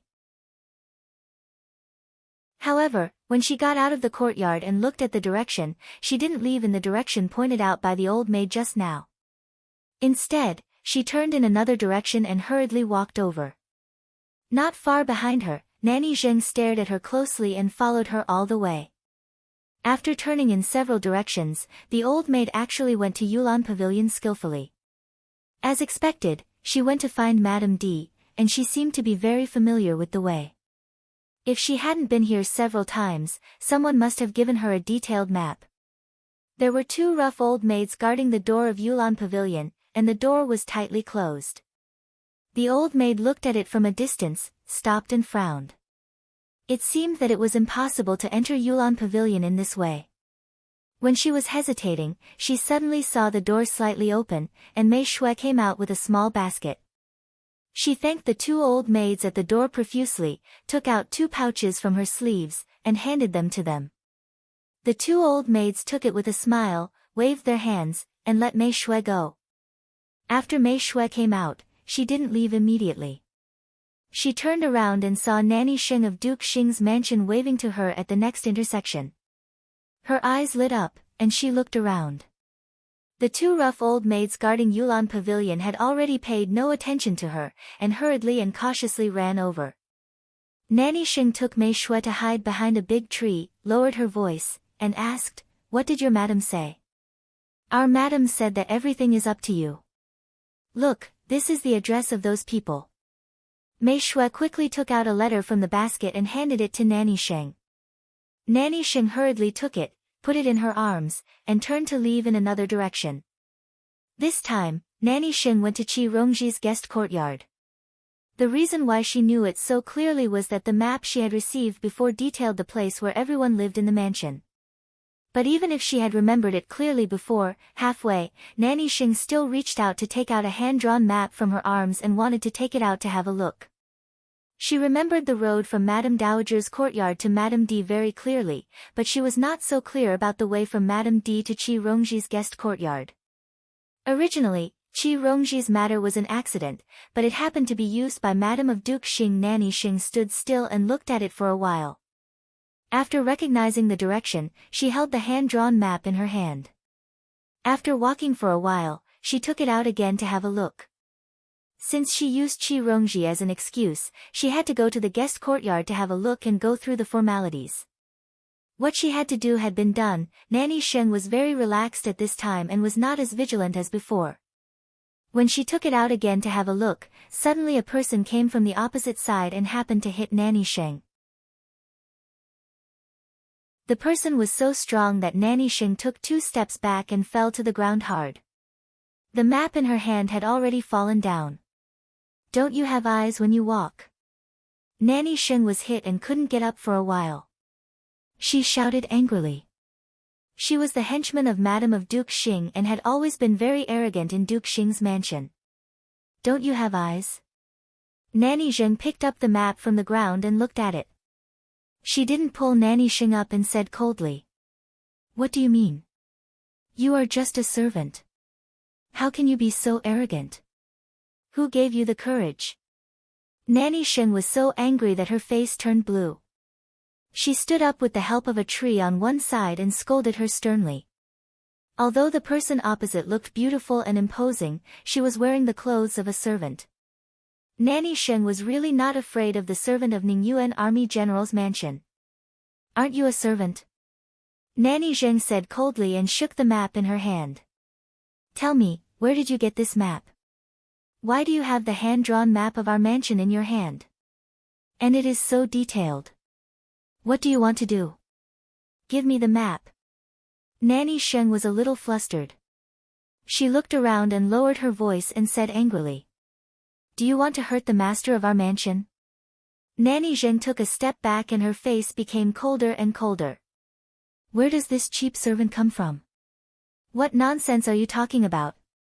Give it back to me, or I will make you suffer," Nanny Sheng threatened. At this time, there were no outsiders around, so she also breathed a sigh of relief. She was just a servant. How could the servant of Ningyuan Army General's mansion dare to offend her? "You plot against the master of our mansion and dare to threaten me.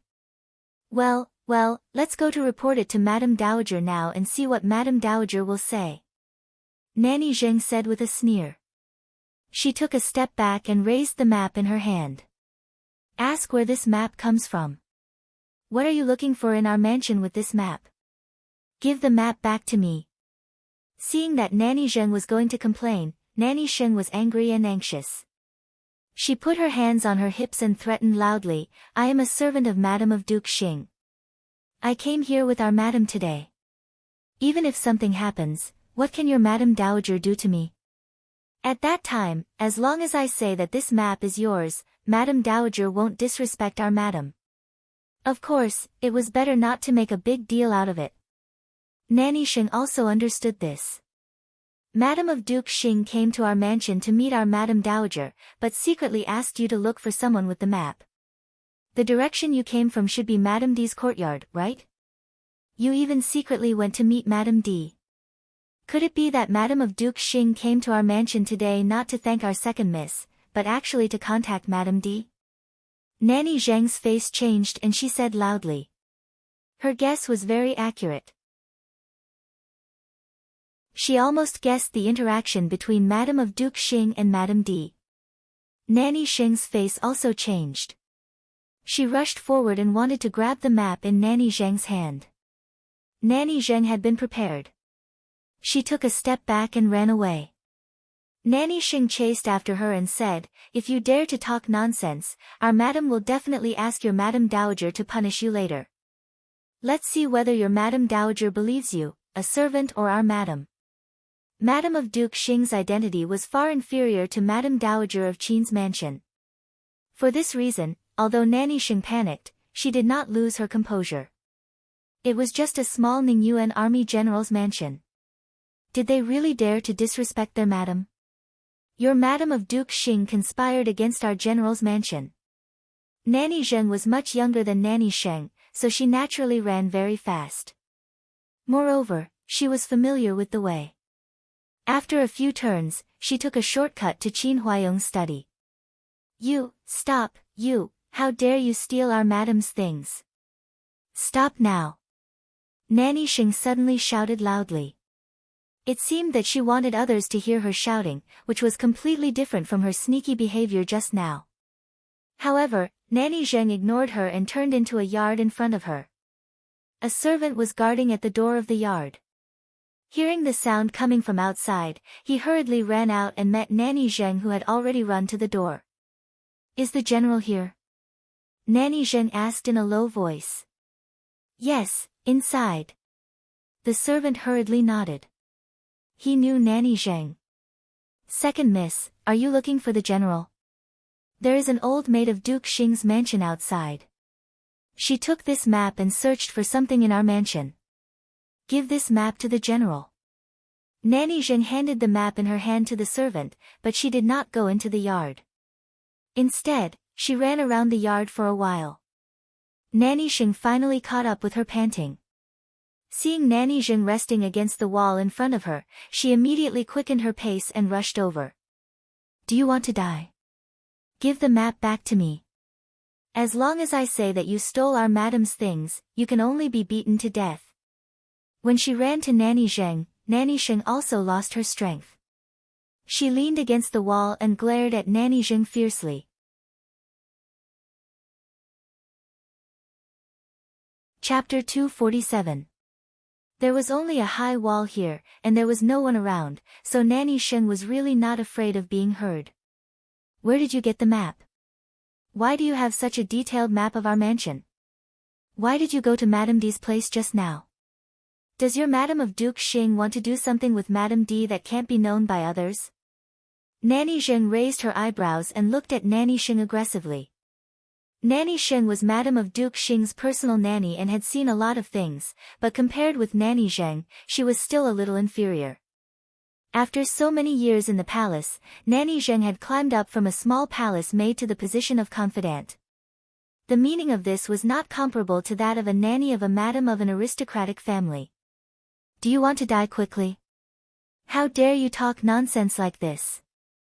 Let's see whether your master can protect you or my madam can kill you," Nanny Xing said fiercely. "Your madam? Does Madame of Duke Xing come to our mansion today for another purpose?"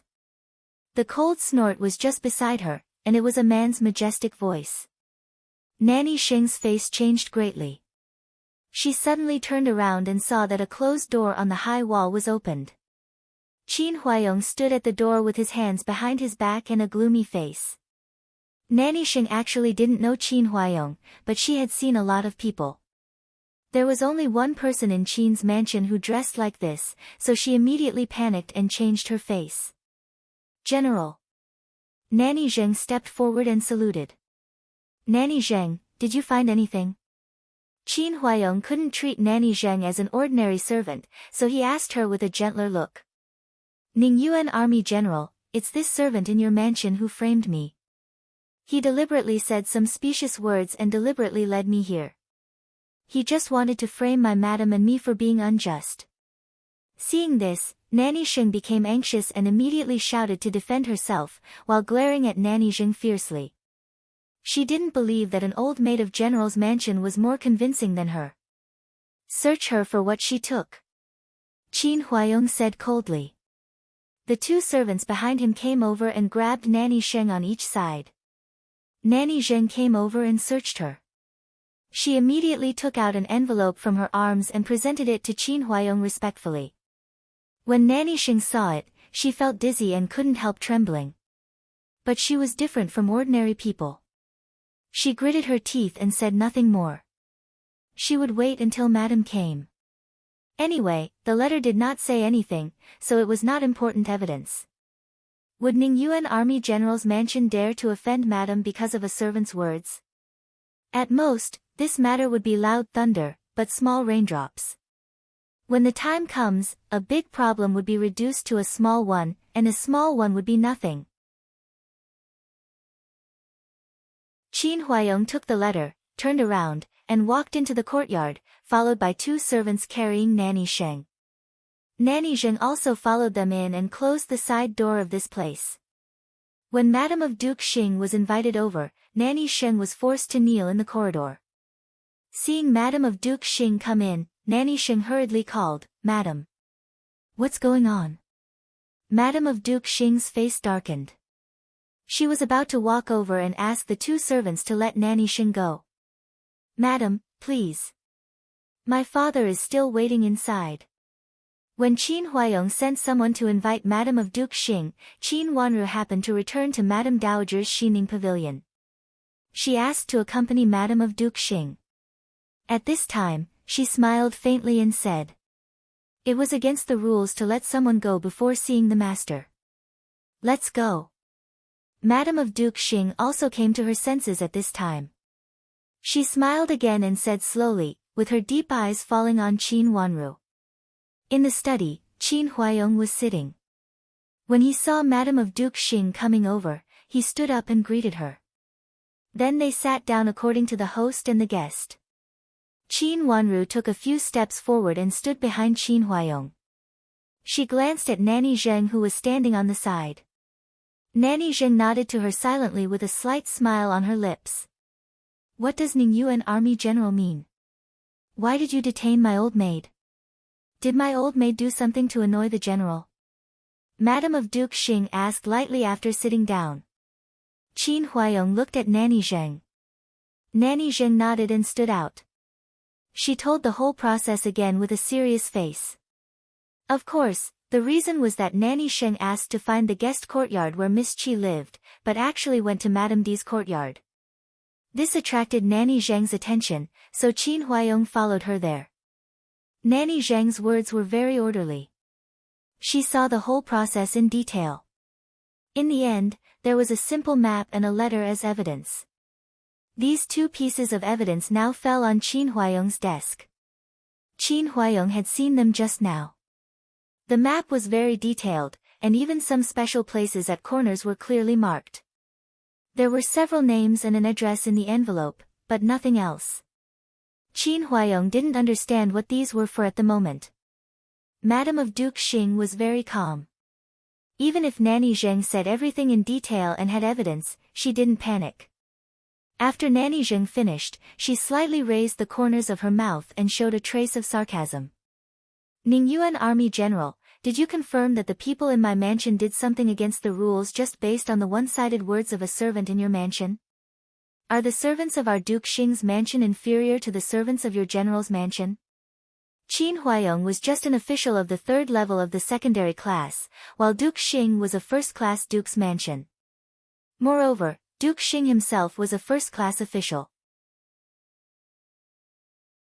From this point of view, Ningyuan Army General's mansion and Duke Xing's mansion naturally couldn't be compared. As for the servants, they were also divided into 3, 6, and 9 grades, and Duke Xing's mansion was undoubtedly the highest grade. Madam of Duke Xing's words could be said to hurt Qin Huayong's heart. She knew that Qin Huayong would not dare to agree. "Madam, you're right. The old maid in your mansion really can't compare with Nanny Zheng." Qin Wanru answered with a smile and bowed slightly to Nanny Zheng politely. Nanny Zheng stood straight and accepted Qin Wanru's half bow before leaving. Then she also bowed to Qin Wanru. Her behavior was impeccable. Such a behavior, and even dared to accept her master's half-bow was not something that ordinary servants could do. Who is she? Madame of Duke Xing's expression changed slightly for the first time. She is a nanny released from the palace and my etiquette instructor. She can't be compared with ordinary servants. She sold herself for more convenience. Madam, do you think I'm right? Qin Wanru said unhurriedly. She deliberately took Nanny Zheng out instead of Qing Yu and Yu Jie because of the suppression of her identity. The etiquette instructor released from the imperial palace could not be compared with ordinary servants. Even if this person was the servant of the Madame of Marquis, so what? Madame of Duke Xing's face became very ugly. She certainly knew this Nanny Zheng. At the beginning, she had planned this matter, but she did not expect that things would change later. In fact, the identity of Nanny Zheng was not only an etiquette instructor in the palace, but also related to other things. Therefore, when Nanny Zheng was released from the palace, no one dared to invite her. But this did not prevent some people who knew the inside story from avoiding Nanny Zheng, because she used to be a chief palace maid. Madame of Duke Xing, I am not as good as the words of a servant in your mansion. Nanny Zheng's eyes fell on Madame of Duke Xing and she said slowly. What Nanny Zheng said is naturally true, but there may be a misunderstanding.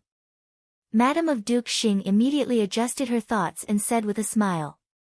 Can I ask my old maid what on earth is going on? Madam, please. Qin Huayong nodded and asked someone to bring Nanny Xing in.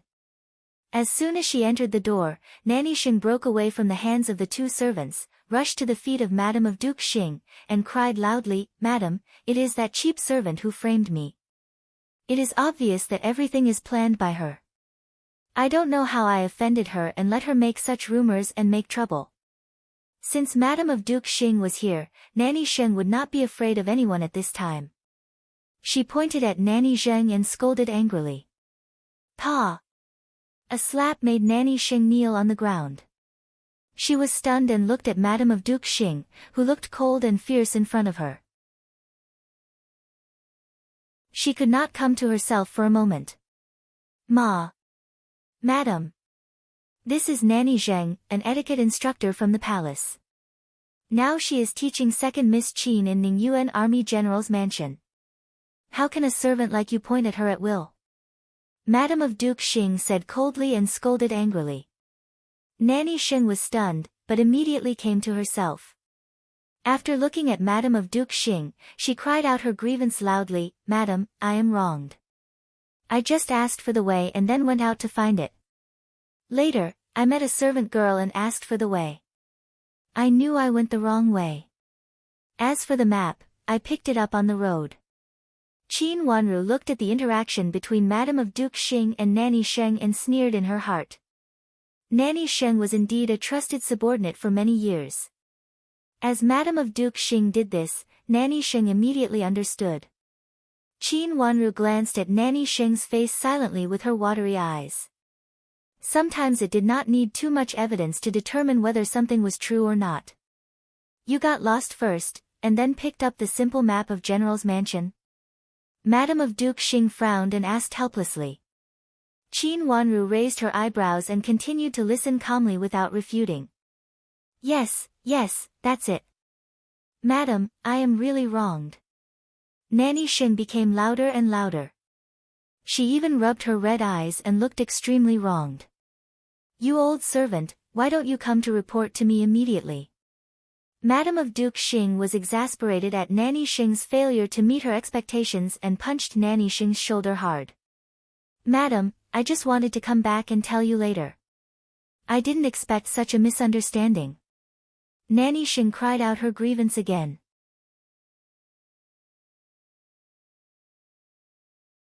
Chapter 248. Since it is a misunderstanding, madam, please go back. Qin Huayong said calmly. He didn't even ask whether it was true or not, and he didn't even ask for confirmation. However, from his tone, it was obvious that he didn't believe it, and his attitude was much colder. Besides, he seemed to want to drive her away, which made Madame of Duke Xing feel embarrassed. However, this topic was directly cut off by Qin Huayong, so she had no way to say it. Madame of Duke Xing had prepared a lot of words to explain, but she found that her explanation was useless. She had a feeling that she was going to throw a heavy punch, but in the end, her punch fell on cotton. For a moment, she looked embarrassed. Fortunately, she was just embarrassed for a while. Madame of Duke Xing stood up and said with a displeased look, "Since it is a misunderstanding, it is good to explain it now." "Then I will leave." Qin Huayong nodded and stood up as if he was going to see her off.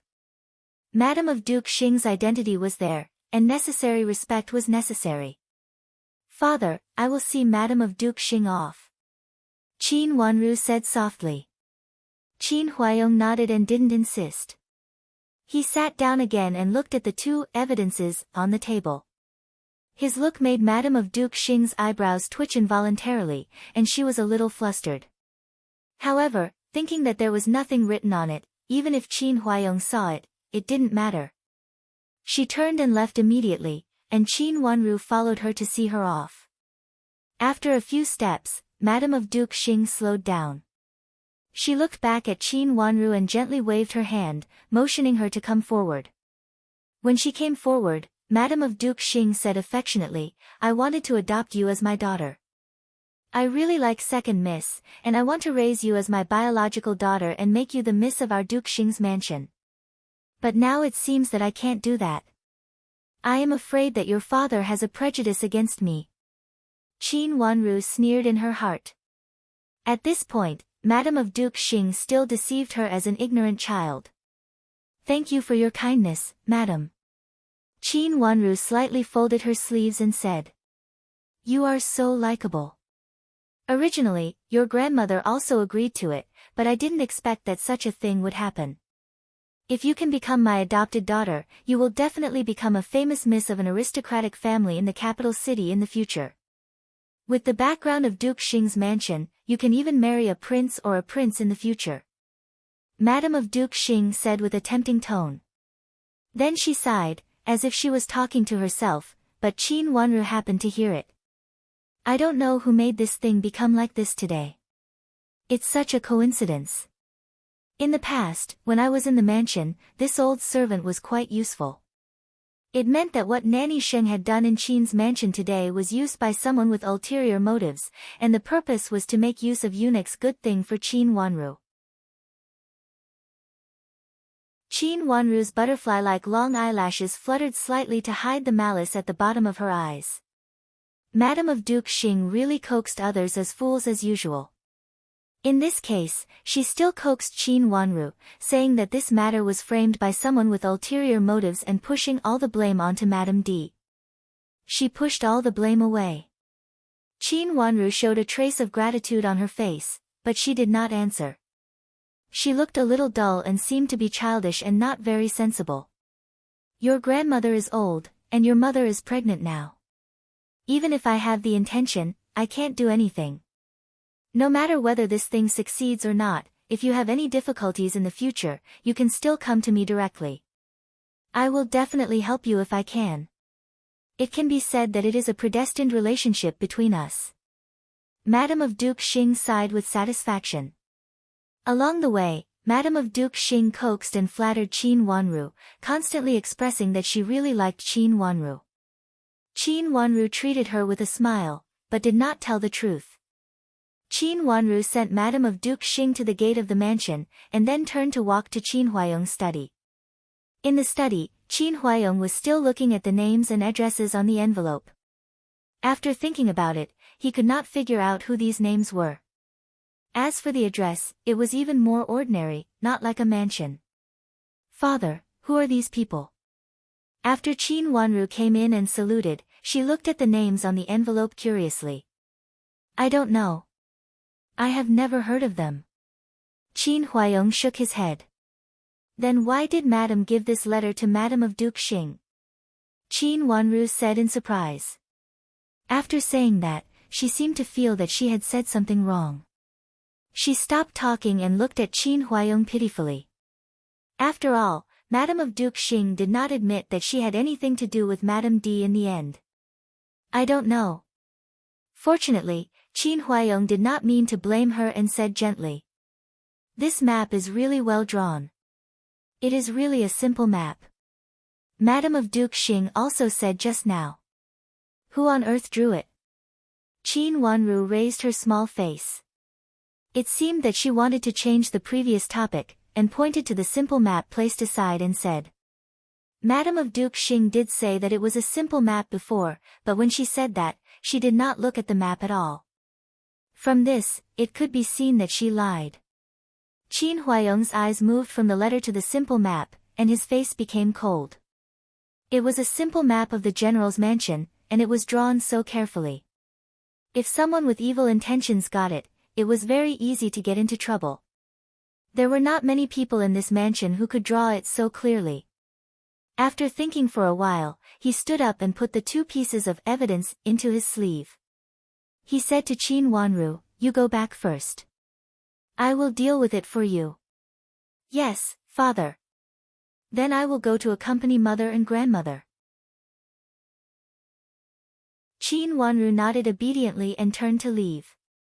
Suddenly, she seemed to suddenly think of something. She turned around hurriedly and said, "Father, the surname of those people just now seems to be the same as the surname of the person mother married before." Hearing this, Qin Huayong's face immediately became fierce. He suddenly thought of a person. "Madam, there is no more news about this matter?" The carriage of Duke Xing's mansion moved slowly. In the carriage, Madame of Duke Xing had long lost the gentleness in Qin's mansion. She leaned on the cushion with a cold face and half closed her eyes.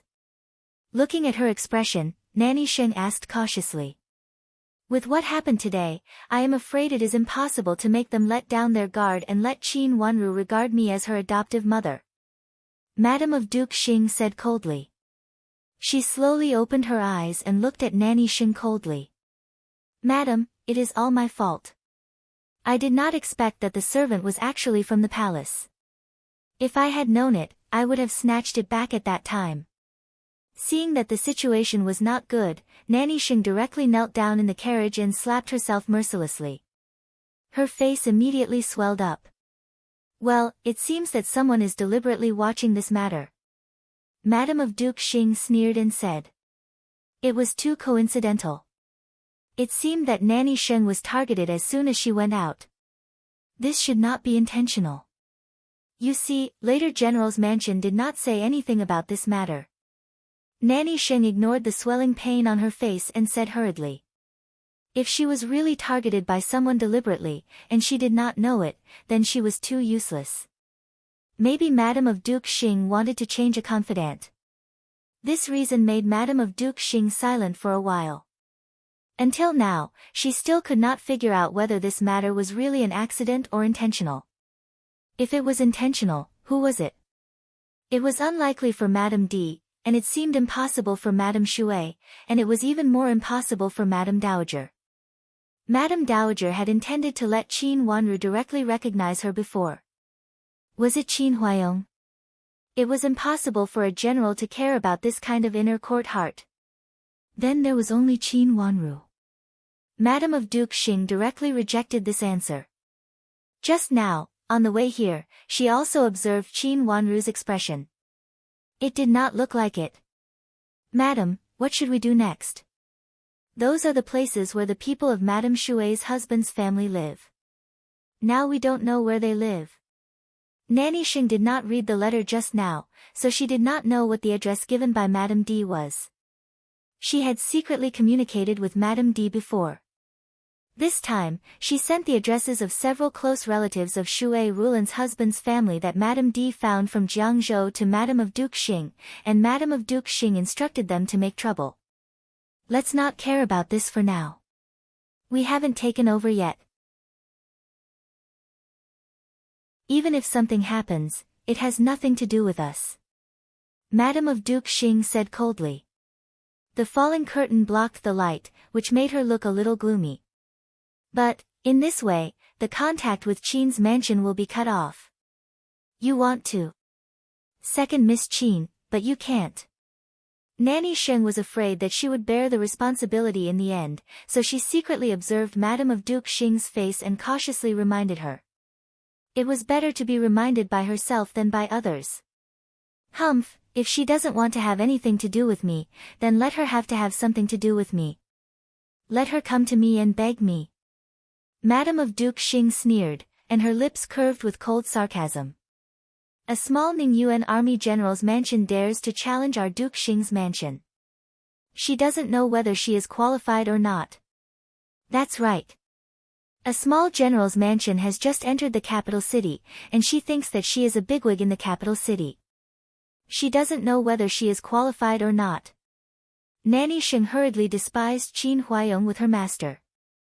Then she tilted her head and asked cautiously, "Madam, what should we do next?" "Let's wait and see. I will definitely get Qin Wanru," Madame of Duke Xing said viciously, with a trace of sharpness flashing in her eyes. This girl could not be kept alive. Does Rui and great elder princess know something? Nanny Sheng was shocked, shrank her neck, and felt a little cold at the back of her head. She was not afraid of Ningyuan army general's mansion, but she was still afraid of Rui and great elder princess. Duke Xing's mansion was a first-class duke's mansion, and Rui and great elder princess's identity was even more noble. She won't know. How could she know? Zhuozhua, it's really her. Madame of Duke Xing's voice sounded extremely cold in the narrow carriage, and the faint smile on her face was even more frightening. She has been suppressing me before. Now I will let her see who is the most noble one. Now she is just a fool. How can she compete with me? Spread the news that I want to accept Qin Wanru as my adopted daughter, and say that I specially went to Qin's mansion to have a look, and I am very satisfied. Nanny Sheng did not dare to speak. She lowered her head deeply, with cold sweat on her back. Even as a trusted subordinate, she did not know much about this matter, and did not dare to hear too much. She would rather not know this kind of thing.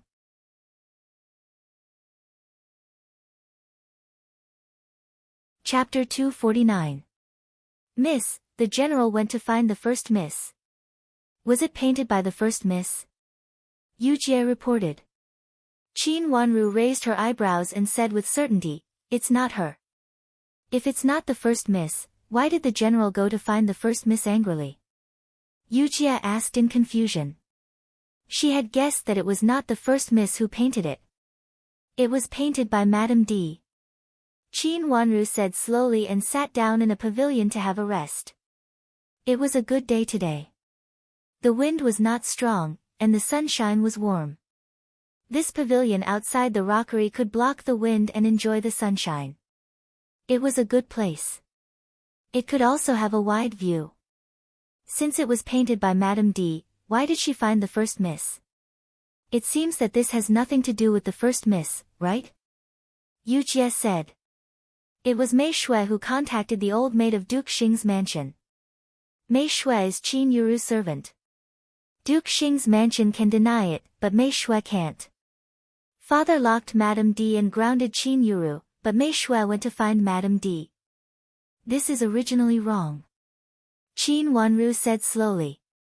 Compared with Madame D, Qin Yuru was a better breakthrough, and it was indeed Mei Shui, Qin Yuru's servant girl, who intervened in it. Yu Jie was also smart. Hearing Qin Wanru's words, she immediately understood and nodded repeatedly. It's my mistake. It is indeed the first miss who caused the trouble. But why did Madame of Duke Xing do this? Isn't she on good terms with our mansion? At this time, she came to our mansion and thanked Mississippi. Is this all fake? If it were not for the matter of Nanny Sheng, everyone in the mansion would think that Madame of Duke Xing was an affectionate and righteous person. She was also good to Qin's mansion and appreciated Qin Wanru very much. Why does Madame of Duke Xing appreciate me? Qin Wanru smiled and said meaningfully. Because she thanked you for saving Master Hao. Yu Jie said. Madame of Duke Xing is good to Hao, Qin Wanru shook her head and leaned lazily on the pillar of the pavilion. This is not good, but she has to pretend on the surface. Yujia understood at first, and then she was at a loss. Why didn't she do it earlier? Why do you have to do it now? Qin Wanru narrowed her eyes. When her grandmother called her Zhuozhuo, Madame of Duke Xing didn't seem to be abnormal. But when she looked closely, her smile at that time was very strange and her eyes were very gloomy. This meant that his nickname had affected her greatly. Even though Madame of Duke Xing's expression was fleeting at that time, Qin Wanru still caught the unconcealable gloominess and fear on her face. Madame of Duke Xing had heard of this name. This. I don't know. Could it be that she needs to prepare? Yujia asked. It's possible. Qin Wanru smiled slightly and sat up straight. Her eyes fell on the person who was walking over slowly, and her lips curled up silently. Sure enough, Qi Rongji couldn't sit still. Since Qi Rongji was able to enter the capital city and live in the Qin's mansion, she must have some backing. Otherwise, the crafty magistrate Qi would not be so at ease. Well, I need it too. Yujia followed her gaze and immediately saw Qi Rongji, who came over with a gloomy face. She immediately stood behind Qin Wanru obediently. Her miss just said that she would wait for first Miss Qi here. Yujia now admired second miss more and more. Originally, she thought that she was older than second miss and could be counted as second miss's senior sister, so she should give second miss some advice. Unexpectedly, second miss, who looked like a jade doll, was more intelligent than others. However, such second miss was inexplicably convincing and reassuring.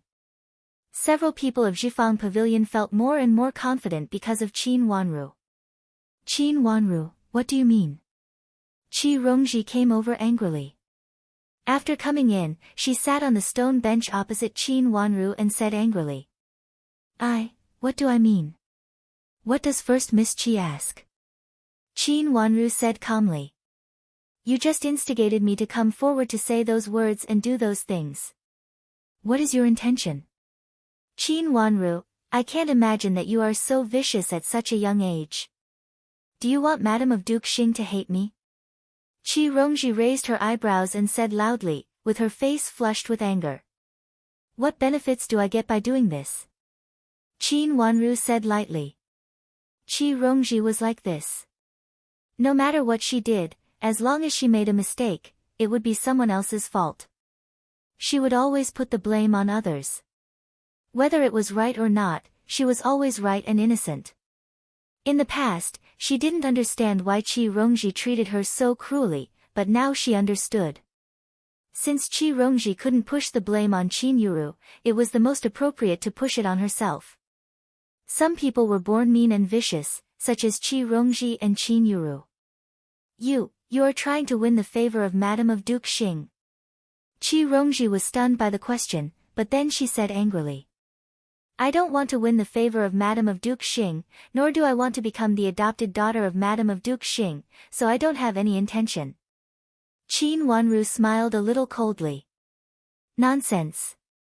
You are greedy for the wealth of Duke Xing's mansion, so you deliberately did this to make Madame of Duke Xing think that I have a bad character and you have a good character. Qin Wanru, I really misjudged you. Your character is so bad.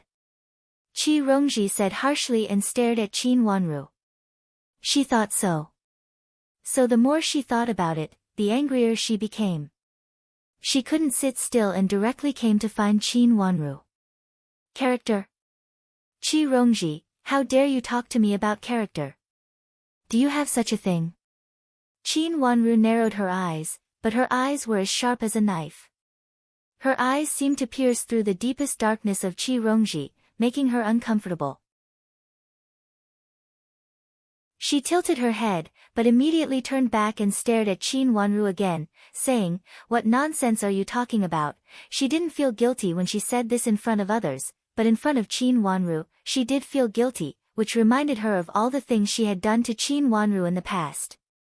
But no matter how guilty she was, Qi Rongji felt that she couldn't have stage fright. She couldn't deal with Qin Wanru. Qi Rongji, I don't care what you want to do, but I have to tell you one thing.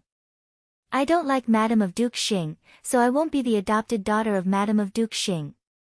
If you have the means, just do it yourself. I won't rob you. Qin Wanru raised her eyebrows and smiled more calmly. You really won't? Qi Rongji was stunned at first, and then she was overjoyed.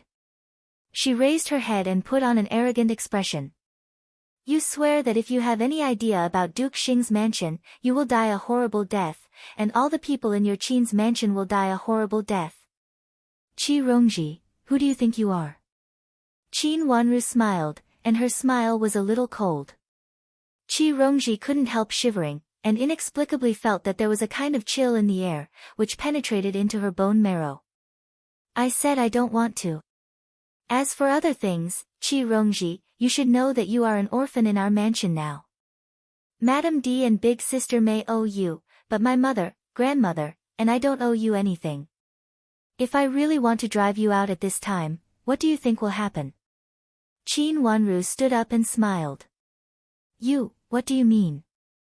Qi Rongji also stood up in a hurry and stepped back vigilantly, feeling a little guilty inexplicably. What do you mean? Don't you know? Qi Rongji, you have no foundation in the capital now. You can't compare with me. Qin Wanru smiled disdainfully, looked her up and down with her watery eyes, and then smiled slightly, turned and walked out of the pavilion. Yu Jie, who was behind her, also tilted her head and looked at Qi Rongji curiously. She also smiled with a little sarcasm, and then chased after Qin Wanru.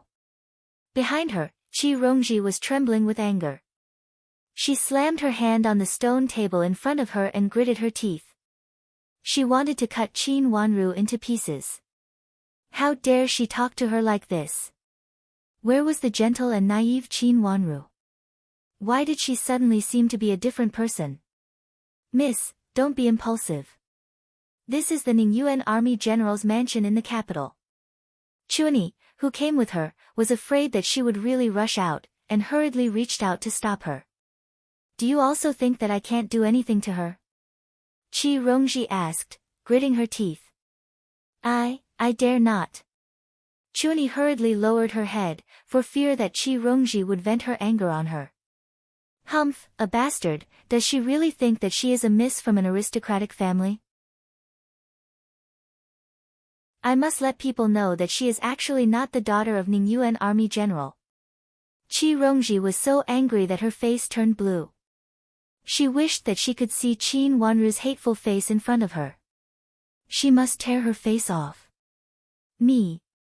Miss, she comes again. Chuani stammered and reminded Qi Rongji. Qi Rongji looked up and immediately took 2 steps back. She stared closely at Qin Wanru, who unexpectedly walked back slowly. Her face turned blue and purple. She clearly knew that she really had no ability to fight with Qin Wanru now. First, Miss Qi, if you don't want to be driven out of Ningyuan army general's mansion, you should obediently hide in the guest yard and don't make trouble anywhere. I heard that it was you who first exposed Big Sister's matter. Qin Wanru came over with a friendly smile and a low voice. But when it fell on Qi Rongji's ears, it was like thunder, so that she almost couldn't stand still. She hurriedly reached out to hold the side of the pavilion and looked at Qin Wanru with shock and horror. Such a secret matter, except for herself, only her brother knew. How could Qin Wanru know it? Do you think that why I know it? Qi Rongji, there is no impenetrable wall in this world. If Father and Madame D know that it is because of you, what do you think they will do? Qin Wanru smiled more and more gently, but Qi Rongji felt that this smile was cold and horrible. Subconsciously, she held the pillar tightly and her face turned pale. Obviously, she wanted to curse as before, but at this time, she felt that Qin Wanru was very dangerous, so she didn't dare to. Glancing at Qi Rongji contemptuously, Qin Wanru directly left this time without looking back. In the pavilion, Qi Rongji calmed down. Looking at Qin Wanru's back, she gritted her teeth. This matter was not over.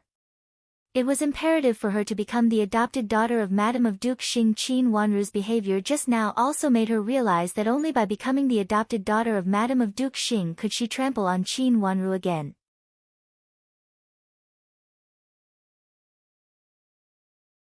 Chapter 250. Qi Tianyu and Qi Baiyu were invited the next day. They went to Qi Rongji's guest house together. Big brother, you are finally here. Seeing Qi Tianyu standing at the door, Qi Rongji ran out excitedly. But when she saw Qi Baiyu behind Qi Tianyu, she immediately stopped, rolled her eyes at Qi Baiyu, and said unhappily, Big brother, why is he here? Don't be rude. Call me second brother. Qi Tianyu's face darkened slightly. Second brother. Although Qi Rongji was unwilling, she still called him obediently. Then she pointed at the outside of the courtyard and said, Second brother, please walk around by yourself. I have something important to say to you. Then she pulled Qi Tianyu into the courtyard, leaving Qi Baiyu alone outside the courtyard. Qi Tianyu turned back and said to Qi Baiyu with humility, Second brother, please wait outside. I will leave after saying a few words. Qi Baiyu twitched his mouth and nodded indifferently. He didn't walk away casually. Looking around, he found a corridor outside the courtyard to lean against and enjoy the scenery. Although Qin's mansion was small, the scenery was good, especially the guest house, which was full of ingenuity. The rockery was exquisite, the trees were tall, and the slightly raised eaves were also unique. Big brother, do you know that Qin Wanru is not General Qin's biological daughter? As soon as they entered the room, Qi Rongji sent everyone out and asked hurriedly. What's wrong? Qi Tianyu frowned and said unhappily. Big brother, I know you know it. Father and mother must have evidence in your hands. Qi Rongji said hurriedly, and reached out to pull Qi Tianyu's sleeve and said coquettishly, Big brother, spread the evidence. What do you want to do? Qi Tianyu's face changed slightly, but he didn't deny it. I want to recognize Madame of Duke Xing as my adoptive mother, but Madame of Duke Xing can't decide whether to recognize me or Qin Wanru. As long as Qin Wanru's real identity is revealed and Madame of Duke Xing knows that Qin Wanru is just picked up, Madame of Duke Xing will definitely not choose her. Qi Rongji said confidently. Madame of Duke Xing. Qi Tianyu was slightly stunned and looked at Qi Rongji suspiciously. He had always been very clear about his younger sister's ability and did not think that she would have any relationship with Madame of Duke Xing. It's true. Madame of Duke Xing came to Qin's mansion yesterday and also gave me a gift. Look. Qi Rongji shook her ears. The pair of earrings on her ears were shining brightly. Even though Qi Tianyu did not know much about this kind of jewelry, he knew that they were exquisite. Is this true? How much benefit would this benefit him? His handsome eyes looked at Qi Rongji and became a little deeper. Wanru wants to compete with you for the identity of the adopted daughter of Madame of Duke Xing? Yes, she is such a person. She used to snatch Qin Yuru's, and now she wants to snatch mine. She doesn't know how lowly she is and whether she deserves it or not. Qi Rongji sneered harshly. In fact, she had known this matter for a long time, so she unscrupulously bullied Qin Wanru because she knew that Madame D would not stand up for Qin Wanru. Qi Tianyu frowned and said nothing. Big brother, you are not really nice to this bitch, are you? Qi Rongji looked at Qi Tianyu in a fuss. Nonsense. Qi Tianyu's eyes showed a little displeasure and his expression became cold. Okay, I won't say it. Big brother, please help me. If I become the adopted daughter of Madame of Duke Xing, I can directly live in Duke Xing's mansion. In this way, no matter what I do, I will have the support of Duke Xing's mansion. It will even help you in the imperial examination. Qi Rongji shook Qi Tianyu's sleeves coquettishly. Does Madame of Duke Xing like you? Qi Tianyu did not answer and asked after thinking for a while. Yes, big brother, please believe me. She really likes me. You can know how much she likes me when you see the gifts she gave me. I heard that the first miss of Madame of Duke Xing has not been with her these days. If I go to Duke Xing's mansion, she will definitely think more of me. But if I can't go there, I will lose everything. Qi Rongji became more and more anxious. Big brother, please help me. If I get better, you will also get better. We are brother and sister. How can I be worse than an outsider? Qi Tianyu fell silent again and did not speak for a long time. Qi Rongji waited for a while and saw that he did not speak, so she became anxious. When she was about to say something, she saw him raise his head and say, "Okay, I promise you, but you also promise me." Speaking of this, he hesitated for a while and did not continue. What Qi Rongji said was reasonable, but Qi Tianyu did not think that he should show all his cards at this time. "Big brother, I know. Don't worry, I will not do anything to Qin Wanru." Qi Rongji smiled knowingly and nodded repeatedly. Qi Tianyu frowned and did not speak immediately. After a while, he stood up and said, "Then I will go back first. Be careful. This is Qin's mansion in the capital city. We have no foundation here." Since the matter had been achieved, Qi Rongji was also full of joy and would listen to whatever he said at this time. "Big brother, don't worry. I will be careful. We have no foundation in the capital city, so we need to urgently find a foundation. Duke Xing's mansion is very good. With the foundation of Duke Xing's mansion, it will be good for both you and me." What she said was true, and the meaning in it was more thought-provoking. Qi Tianyu took a deep breath, nodded and walked out. Qi Rongji walked him to the door, and then rolled her eyes at Qi Tianyu who was in the corridor outside. She did not say anything to him and went back to the yard gracefully. Seeing Qi Tianyu coming out, Qi Baiyu jumped out of the corridor and came to Qi Tianyu very quickly. "Big brother. Don't blame her. She has always been careless and always thinks that she is still in Jiangzhou." Qi Tianyu sighed and his elegant eyes fell on Qi Baiyu. "If there is anything, please forgive her for the sake of you, big brother. In the future, she will marry someone else, and we will still be in the mansion." This meant that Qi Rongji would not be a member of the Qi family in the future. Moreover, Qi Rongji was too old to stay in the family for a long time. After she got married, she would not have much relationship with the Qi family. It implied that he and Qi Baiyu were the real mainstays of the Qi family. "Big brother, don't worry. I won't argue with third sister. Is she living well here? Did she quarrel with anyone?" Qi Baiyu nodded, squinted, and said casually, "Ningyuan Army General's mansion is very good to her. She is living well here, but she has a childish temper, and sometimes she will throw a tantrum in the boudoir. Forget it, let's go. As long as she knows that she is not in Jiangzhou." Qi Tianyu said helplessly. He slightly shook his head and turned to walk out with his hands clasped behind his back. Qi Baiyu's lips curved slightly. He suddenly took 2 steps forward and asked, "Big brother, should we go and see Ningyuan Army General? We are already in the mansion. If we don't go and see him, I am afraid it will be inappropriate. We should go and see him. Let's go." Although Qi Tianyu did not have any idea before, he thought it made sense now. He turned and walked in another direction. When Qi Tianyu and Qi Baiyu arrived at Qin Huayong's study, Qin Wanru happened to be coming out of Qin Huayong's study. Seeing the 2 brothers opposite, she deliberately stopped and bowed to them. Then she stood up and made way for them. She wanted to leave after they went in. "Second miss." Qi Tianyu suddenly stopped her, but this was not the way he used to call her. "What's the matter, first young Master Qi?" Qin Wanru raised her watery eyes and said calmly.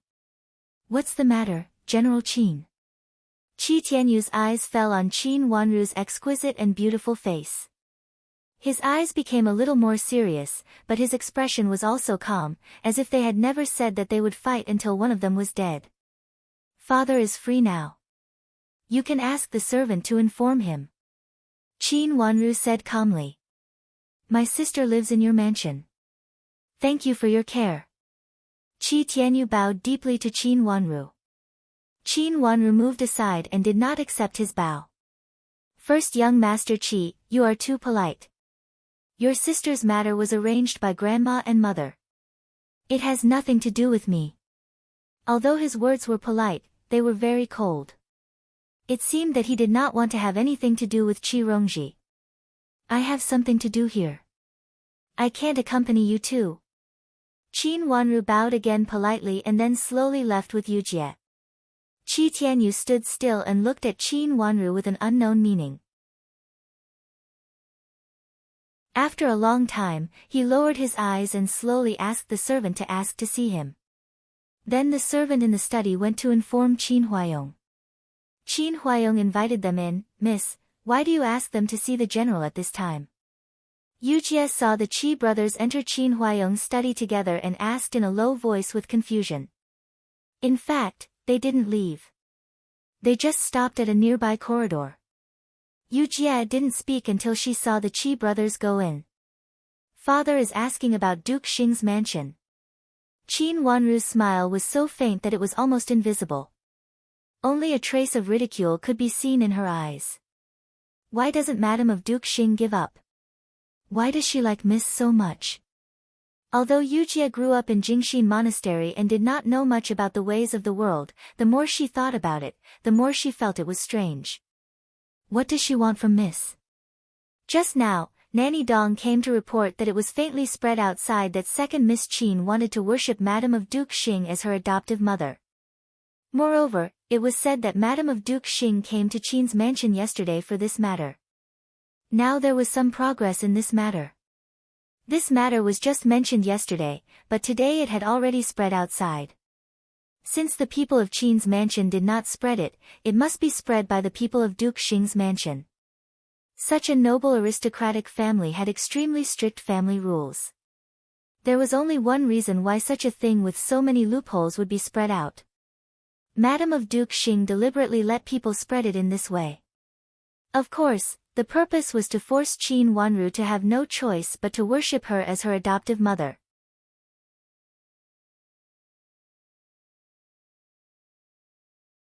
Chapter 251.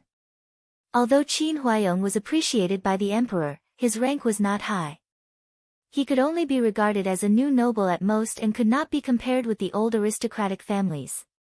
If such a situation really happened, others would only think that Qin Huayong was arrogant and had great ambition but little talent.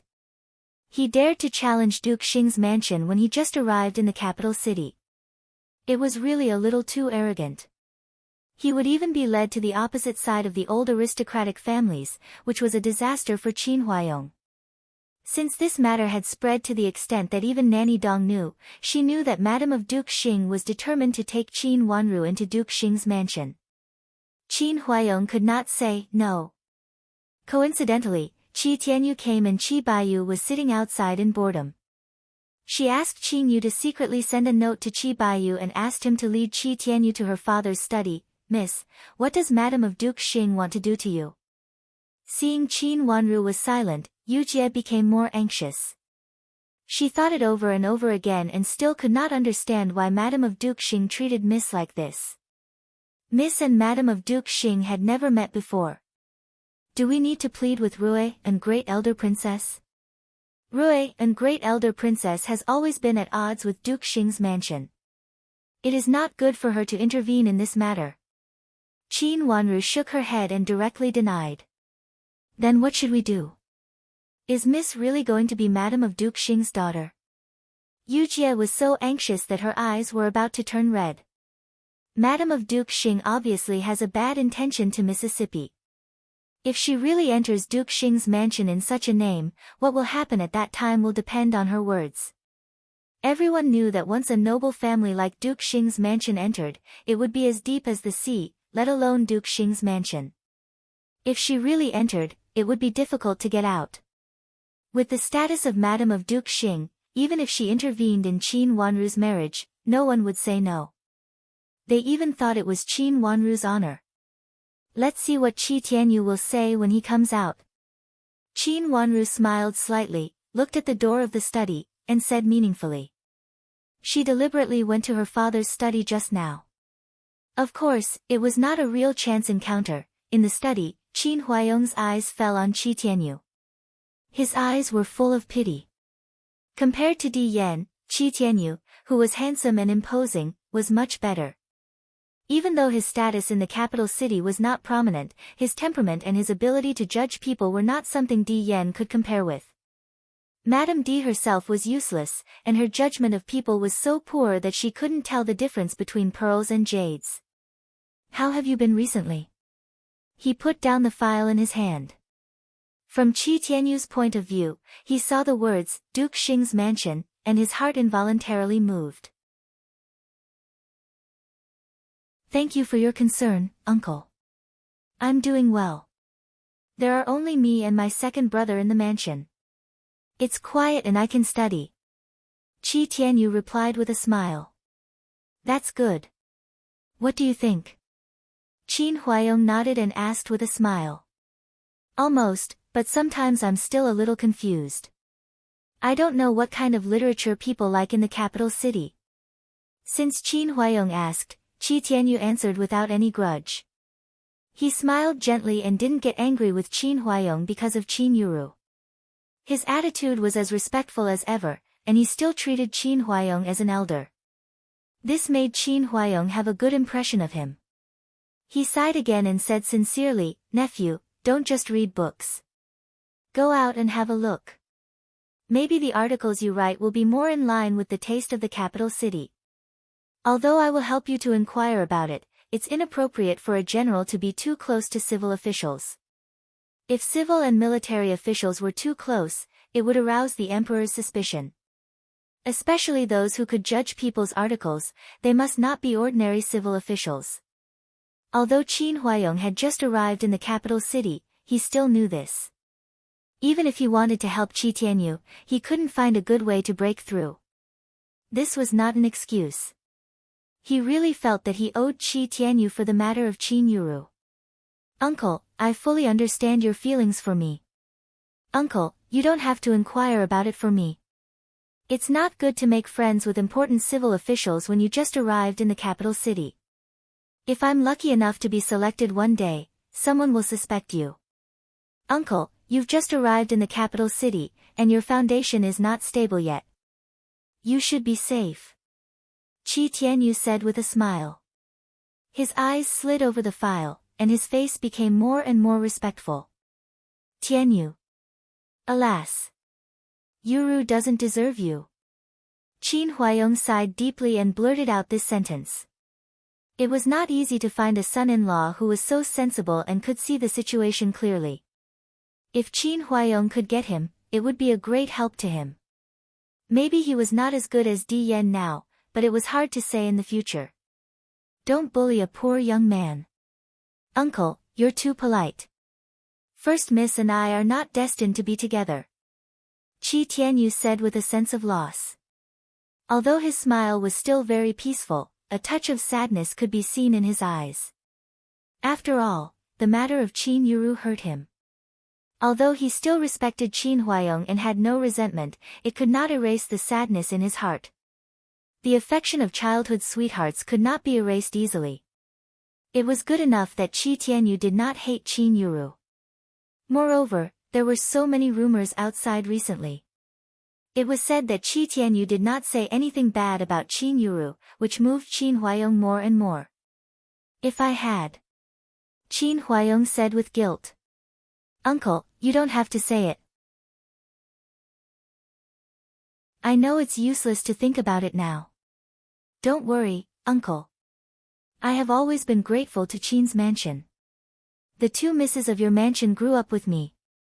Even in the future, I will treat them as always. Qi Tianyu interrupted Qin Huayong this time and raised his head to say seriously. This made Qin Huayong more and more sad.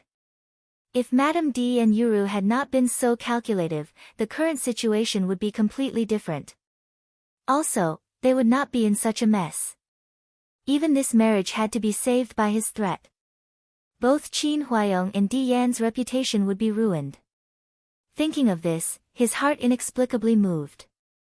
In addition to Qin Yuru, he also had Qin Wanru, his daughter. Thinking of this, he was immediately happy. His eyes fell on Qi Tianyu and looked him up and down. He nodded secretly. He had always been optimistic about Qi Tianyu. If Qi Tianyu could pass this exam, he would immediately marry Wanru to Qi Tianyu. Based on the friendship between the two families, Qi's mansion would definitely agree. Thinking of this, a smile appeared on his face, and his attitude became more amiable, but he didn't reveal anything. Although he saw Qi Tianyu, he still had to think about it before he passed the exam. Uncle, I want to learn martial arts. Qi Baiyu stood up and said to Qin Huayong.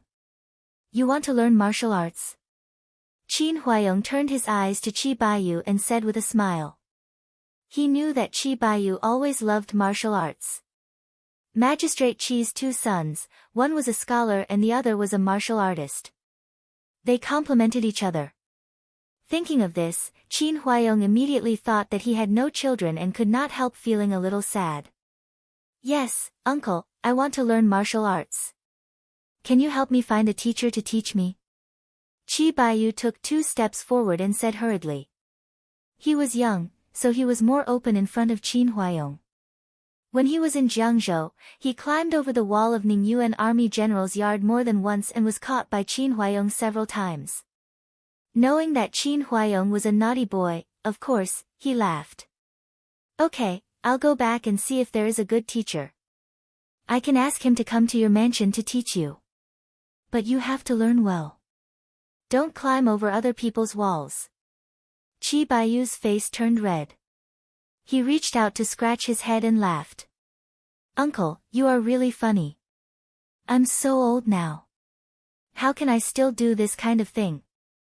I remember that when we were in Jiangzhou, you climbed over the wall of my mansion several times. It doesn't seem to be a long time ago. Qin Huayong also relaxed and smiled. He leaned back and talked to Qi Baiyu. Uncle. Qi Baiyu's face became redder and redder. He stamped his feet hard. The young boy looked annoyed and embarrassed, which made Qin Huayong and Qi Tianyu in the study laugh together. Qi Tianyu also stood up from his seat and walked to the desk.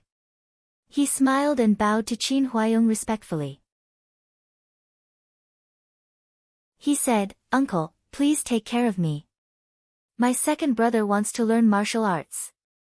He said he doesn't want to study anymore.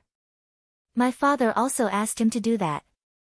When we were in Jiangzhou, we also hired a martial arts teacher to teach him. But I'm not familiar with this place, so I don't know who to ask. It's not a trouble. Our families have been friends for generations. Now that your father is not in the capital city, I will take care of you. You don't need to be so polite. Qin Huayong waved his hand and said. Thank you, uncle. Then we won't disturb you any longer. We'll leave now.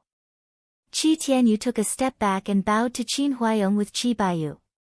Looking at the pair of brothers in front of him, Qin Huayong sighed with emotion again. Although they looked different, they were both extraordinary.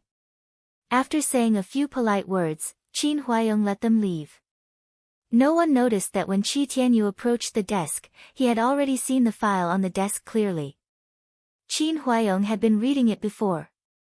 When he saw them come in, he half closed the file. The words, Duke Xing's mansion, were clearly written on the cover. As for the half-closed file, there was also the words, Madam of Duke Xing. It was obvious that these words were related to Duke Xing's mansion and Madam of Duke Xing. Did Qin's mansion really want to have a marriage alliance with Duke Xing's mansion? Qi Tianyu and Qi Baiyu walked to the gate of the courtyard quietly. But Qi Tianyu didn't hurry to leave. He stopped, narrowed his eyes and reached out to gently flick his sleeves. A trace of sadness flashed across his eyes. He had thought that Qi Rongji was exaggerating and didn't trust her. But now when he saw the file on Qin Huayong's desk, he took it seriously. Brother, what's wrong? Qi Baiyu looked sideways and asked.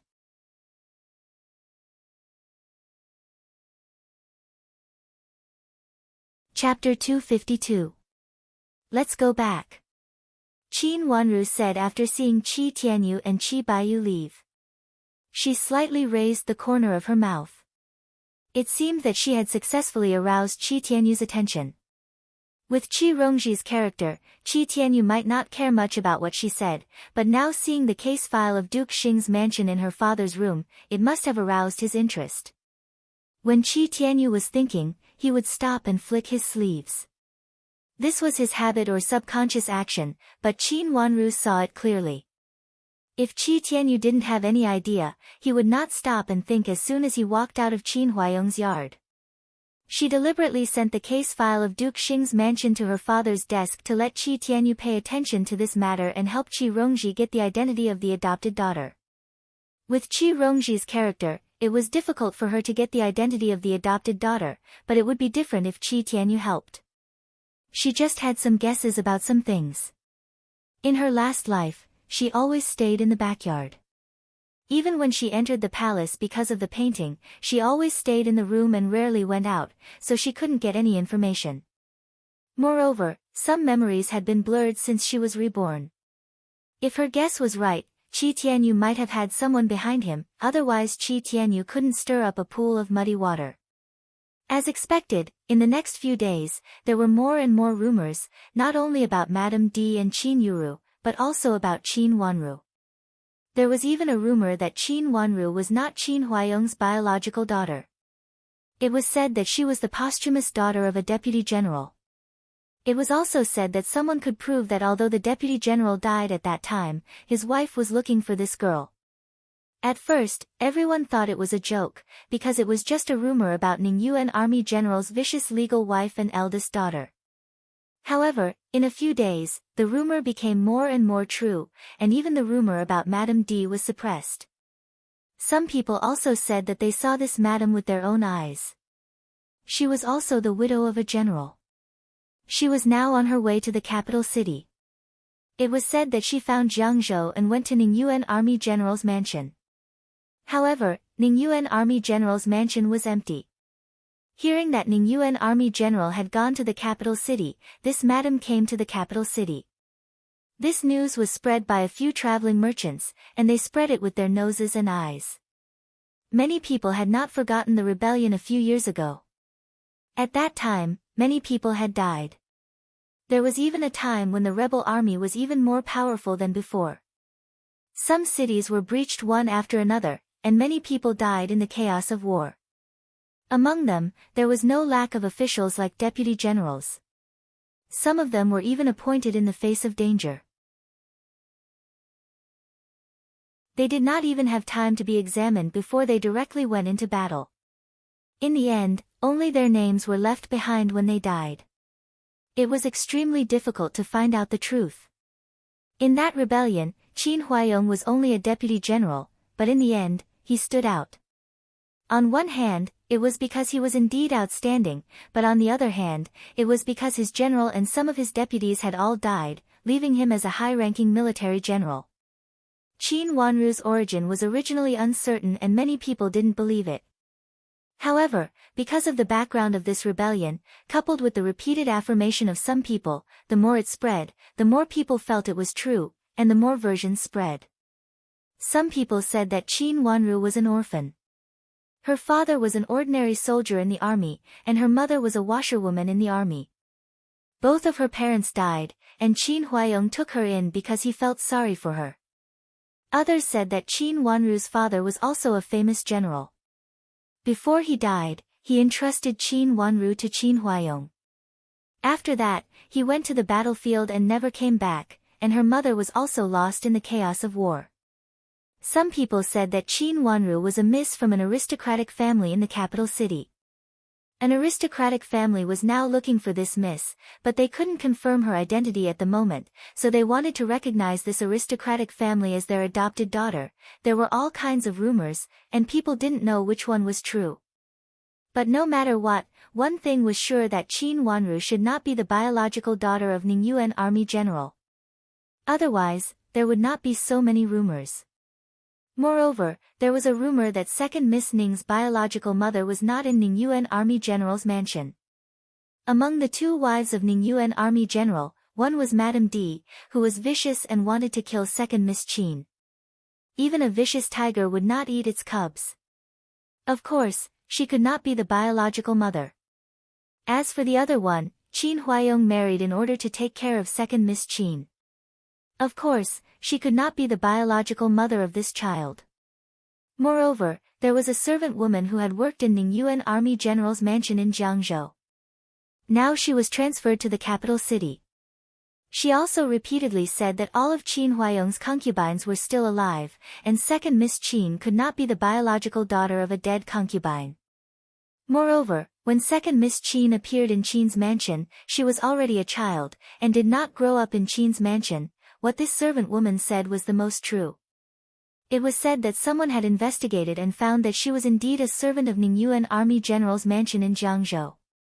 It was unknown how she came to the capital city and happened to catch up with this topic. Of course, others believed this, but Qin Wanru didn't believe it. How could a servant woman come to the capital city from thousands of miles away, and happen to catch up with this wave of rumors? As soon as she heard this rumor, she knew that this person was released by Qi Tianyu. Of course, some of these rumors were also released by Qin Wanru herself. This was the effect she wanted. True and false, false and true, so that people could not distinguish them at all. These rumors were spread to Duke Xing's mansion and Madame of Duke Xing. At first, Madame of Duke Xing didn't care about it, but as more and more rumors spread and became more and more unbelievable, Madame of Duke Xing figured it out in her room and was so angry that she kicked over her table. Things changed so fast that she couldn't respond at all. "Madam, please calm down." Nanny Sheng immediately asked her servants to leave and persuaded her in a low voice. She had never seen Madame of Duke Xing so angry that she forgot herself. No matter in front of others or behind others, Madame of Duke Xing had always been a dignified and decent madam of a noble family. When would she do such a rude thing? Where did these rumors come from? Madame of Duke Xing asked with a sneer. "I can't find out. It seems that many people are talking about this second Miss Qin overnight. But because everyone paid attention to Qin's mansion before, it is not surprising that they talked about this second Miss Qin. Originally, Madame D, the wife of Ningyuan Army General, wanted to plot against this second Miss Qin, and there is the testimony of the wife of Duke Yangzu's heir." Nanny Xing said cautiously. Madame of Duke Xing lowered her head and kept silent for a while. Suddenly, she raised her head abruptly and asked, "Is there any evidence that Ningyuan Army General's mansion did it?" "This can't be proved. All the rumors, madam, are not good for Ningyuan Army General's mansion. If second Miss Qin is not the biological daughter of Ningyuan Army General, her status is far lower than that of a biological daughter. Since Ningyuan Army General has kept this secret for so many years, he must intend to raise second Miss Qin as his biological daughter and will not take the initiative to reveal it." Nanny Xing said in confusion. "Is it that bitch Madame D who ruined my plan?" Madame of Duke Xing couldn't hold back her anger and said coldly. "I don't think so. Isn't Madame D locked up now? Even if she wants to stir up trouble, she can't," Nanny Xing said. "Speaking of this, she is the only one who can benefit from it. She may want to drive Qin Wanru away from Ningyuan Army General's mansion and find a reason to explain her previous behavior." "What an ignorant fool!" Madame of Duke Xing scolded coldly. Although she knew that Madame D was unlikely to be the culprit, she was so angry that she couldn't find a place to vent her anger, so she vented all her anger on Madame D. "Have you found those people?" "I asked someone to keep an eye on Ningyuan Army General's mansion and found that the supervisor of the mansion secretly brought a few people back a few days ago. They haven't come out until now," Nanny Xing said flatteringly. Although they didn't get Madame D's letter before, they still found those people because of the actions of Ningyuan Army General's mansion. But now these people had entered Ningyuan Army General's mansion. No matter how powerful Madame of Duke Xing was, she couldn't reach into Ningyuan Army General's mansion now. "What a useless fool. What have you done before? You said that you should wait for the most suitable opportunity to let these people ruin Madame Shui's reputation. Now, even the people are gone. With Qin Huayong's means, it is impossible for these people to say anything wrong about Madame Shui. No wonder they are locked up now. They are really useless." Madame of Duke Xing sneered. Madame D is indeed a little stupid. Otherwise, she wouldn't have. Nanny Xing said meaningfully. She didn't finish her words, but Madame of Duke Xing understood it. She sneered and didn't say anything more. After thinking for a while, she changed the topic. Where did the most mysterious sentence come from? Which sentence? Nanny Sheng had just told Madame of Duke Xing all the rumors outside. But this time the topic changed so quickly that she couldn't change it for a while, so she asked subconsciously. After asking, she realized that it was inappropriate. She hurriedly lowered her head and said in a panic, "This. I don't know. I asked someone to check it, but like all the rumors, I don't know where it came from. But there is one thing I can prove. It has nothing to do with Ningyuan Army General's mansion. It can't be spread by someone in Ningyuan Army General's mansion." Her words made Madame of Duke Xing silent for a while. Her face became colder and colder. After thinking for a while, she was about to say something. Suddenly she heard a servant girl outside saying loudly, "Duke! Duke! Duke! Duke!" Then more servants greeted them. Madame of Duke Xing glanced at Nanny Sheng. Nanny Sheng understood. She hurriedly walked to the door, opened the slightly closed door, and slightly lifted the curtain. As soon as she lifted the curtain, she saw the round and fat Duke Xing walk in with his hands clasped behind his back with a serious face. "Duke!" After he came in, Nanny Sheng put down the curtain in her hands and bowed to Duke Xing. Duke Xing ignored her, strode in, and sat down in the chair beside Madame of Duke Xing. The serious look on his face became gloomy, which was completely different from how he looked in front of others. Others only knew that Duke Xing was a kind fat man. He was kind to everyone and seemed to have a good temper. He and Madame of Duke Xing were dignified and decent.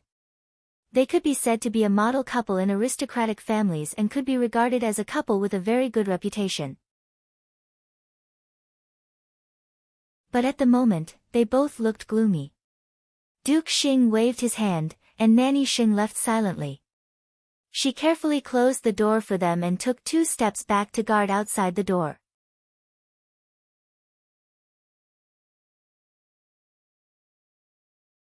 Chapter 253.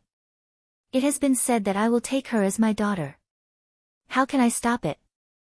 Madame of Duke Xing's body shook, and her beautiful face showed irrepressible anger. In order to create more pressure on Qin's mansion, she deliberately visited many powerful madams with various reasons the next day. Although she didn't explicitly say that she would accept Qin Wanru as her adopted daughter, she did implicitly express that she would accept an adopted daughter. She had also visited Qin Wanru before and was very satisfied with her. She also expressed that she valued this adopted daughter very much. After recognizing her as a relative, she would be brought to Duke Xing's mansion to be raised. Of course, she didn't say it out loud to show her self-restraint. Before the matter was officially concluded, of course, she couldn't casually say it out loud. "You still want to acknowledge her? Does that mean that the rumor is true?" Duke Xing said coldly with an increasingly cold look. He raised his heavy eyelids, looked at Madame of Duke Xing, and stood up. "That's it." After saying that, he lifted his leg and was about to leave. "I can't do this. What will others think of me? I will become a joke in the whole circle of madams of aristocratic families." Madame of Duke Xing also stood up and said discontentedly. Her words could be said with certainty, and she almost directly named Qin Wanru. If she flinched at this time, she would only be laughed at by those madams, and she would also be laughed at. Madame of Duke Xing could not afford to lose face. "If I don't do this, what else do you want?" Duke Xing said unhappily, with a faint light flashing in his eyes, which was unclear. "There is more than one maid in Qin's mansion. Does Qin Huayong have another maid?" Madame of Duke Xing said after a moment of silence. Even if she couldn't accept Qin Wanru, she had to accept one. She didn't want to be a joke in the circle of madams of aristocratic families. If she could talk nonsense about such a thing, who would believe her in the future? Moreover, this kind of quarrel was something that misses of aristocratic families had been forbidden since they were young, which was not in line with Madame of Duke Xing's previous image of a lady from a respectable family. This would affect Madame of Duke Xing's image. Don't tell me you want to adopt Qin Huayong's infamous eldest daughter. Our Duke Xing's mansion will not accept such a person with a bad reputation. Duke Xing refused directly. What should I do? I can't be so shameful. Madam of Duke Xing was stunned for a moment and said discontentedly. Are you trying to attract attention? Duke Xing looked at Madam of Duke Xing sharply, and Madam of Duke Xing had to lower her head. Let's just forget about it. Don't mention it again. In addition to the Qin sisters, there is another person living in the Qin's mansion. She is the daughter of the magistrate of Jiangzhou. I recognize her. Seeing that Duke Xing was about to leave, Madam of Duke Xing also became anxious and said loudly. Duke Xing paused and said without looking back, "It's up to you." After he finished speaking, he lifted the curtain, pushed open the door, and walked out of the room. His face had returned to its usual calmness, but the servants in the courtyard all held their breath, not daring to make a sound. Nanny Sheng looked at the black shoes standing in front of her and did not dare to move. You are Madam's confidant. In the future, you still have to persuade Madam. You can't be as frivolous as that day. Duke Xing said gently. Yes, High Duke, I understand. Nanny Sheng understood what Duke Xing was talking about. She shivered more and more, and her whole back was bent. That's good. Madam doesn't understand some things very well, but you are different. You used to watch me grow up, and I have always respected you. So you should persuade Madam, lest she does something unrealistic. Duke Xing became more and more gentle. Everyone in the courtyard knew that Nanny Sheng's identity was not simple.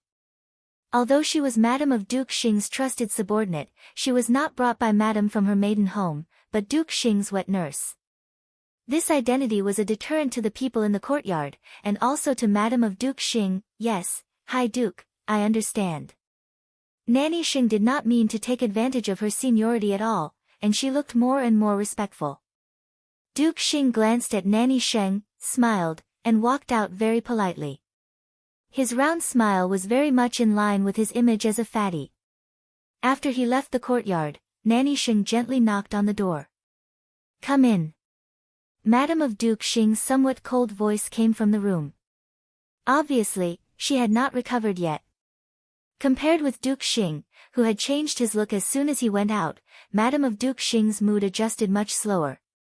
When Nanny Sheng entered the room, she found that although Madam of Duke Xing's face was still very pale, she was not as gloomy as before, and her expression was not bad.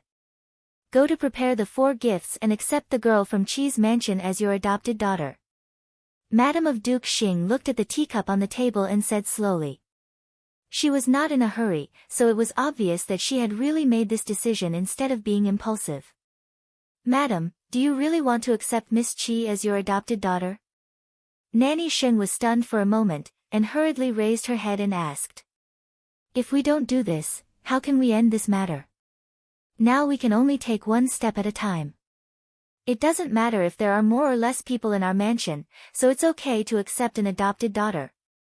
It's just a matter of putting on some dowry. It's not a big deal. Madam of Duke Xing said coldly. There was a flash of anger in her eyes.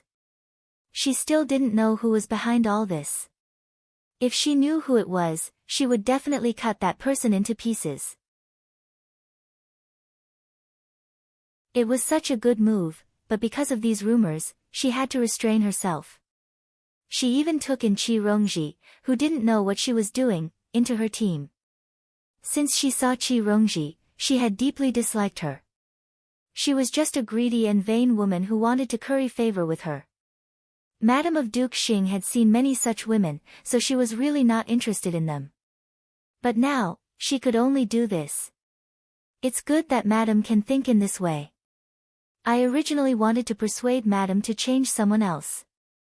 Since Miss Qi lives in Qin's mansion, it makes sense that Madam went to Qin's mansion before.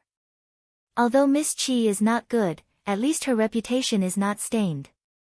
She can be raised in our mansion. Nanny Sheng thought for a moment and told the truth.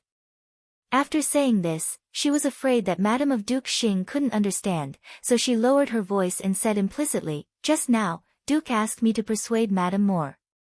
He said that Madame might be wrong about something. It would be better if she didn't say this." As soon as she said this, Madame of Duke Xing's eyes and brows became fierce. She sneered again and again. What does he mean? Wrong? Isn't he talking about that set of plates? It was originally a good thing, but who knows that Madame D and Countess Yong are so hopeless that they can't even handle such a small matter. Speaking of this, Madame of Duke Xing was also full of anger. This kind of thing should have been solved in private with everyone knowing it. She didn't really want to punish Qin Wanru, but she just wanted to hold a weakness of Qin's mansion. She could even threaten Madame Dowager and Qin Huayong to make her shut up forever. This kind of thing had no impact on Qin Huayong's official career. Even if Qin Huayong had doubts, he would not do anything. Moreover, she could also offer Qin Huayong some other good things. If Qin Huayong really swallowed everything, she could even promise to give Qin Huayong's only daughter some benefits, so that when she married into Duke Yong's mansion, she would no longer be in a weak position. But now, because of Madame D and Countess Yong's hopelessness, this matter actually failed. Not only did it fail, but it also spread to Duke Xing's ears. For this reason, Duke Xing repeatedly reminded her, and even got angry in her room. Every time she thought of this matter, Madame of Duke Xing was so angry that smoke came out of her 7 orifices. It was Madame D and Countess Yong, these two stupid people, who ruined it. Madame of Duke Xing took a deep breath, suppressed the annoyance in her heart, and said, "Take that box of beads, give the other 4 gifts to Qi Rongji, and find time to arrange for her to enter Duke Xing's mansion. Find a courtyard for her to live in, and send this box of beads to Qin Wanru." "Madam, that is your favorite pearl, and you said it is for first miss," Nanny Xing exclaimed. "Give it to her first, now she is more important." Madame of Duke Xing sneered and said slowly in a low voice. Now she really took this matter to heart. Originally it was just an idle move. In this case, she just had to pay more attention, and she did not believe that she would fail. Go to Qin Yuru's place to have a look, and also send a pair of earrings.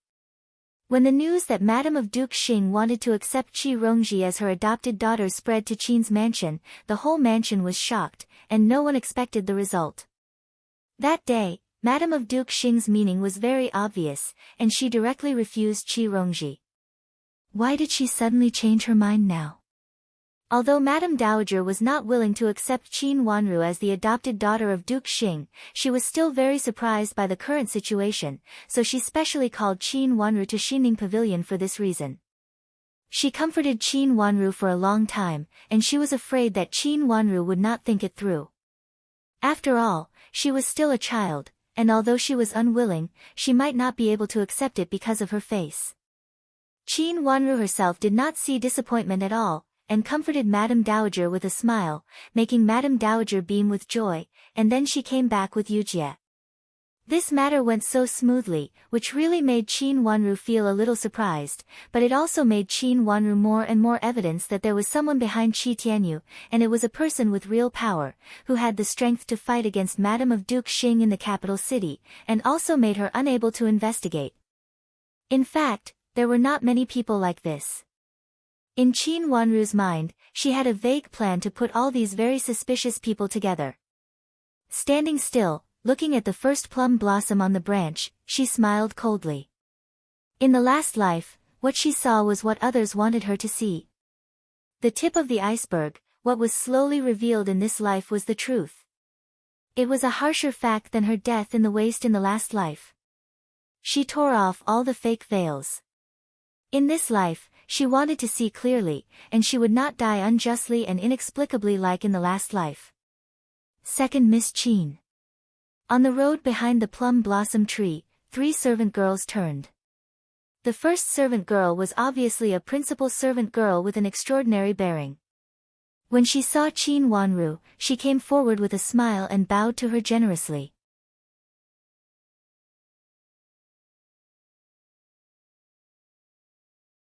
Chapter 254. Second Miss Qin, I'm from Duke Xing's mansion.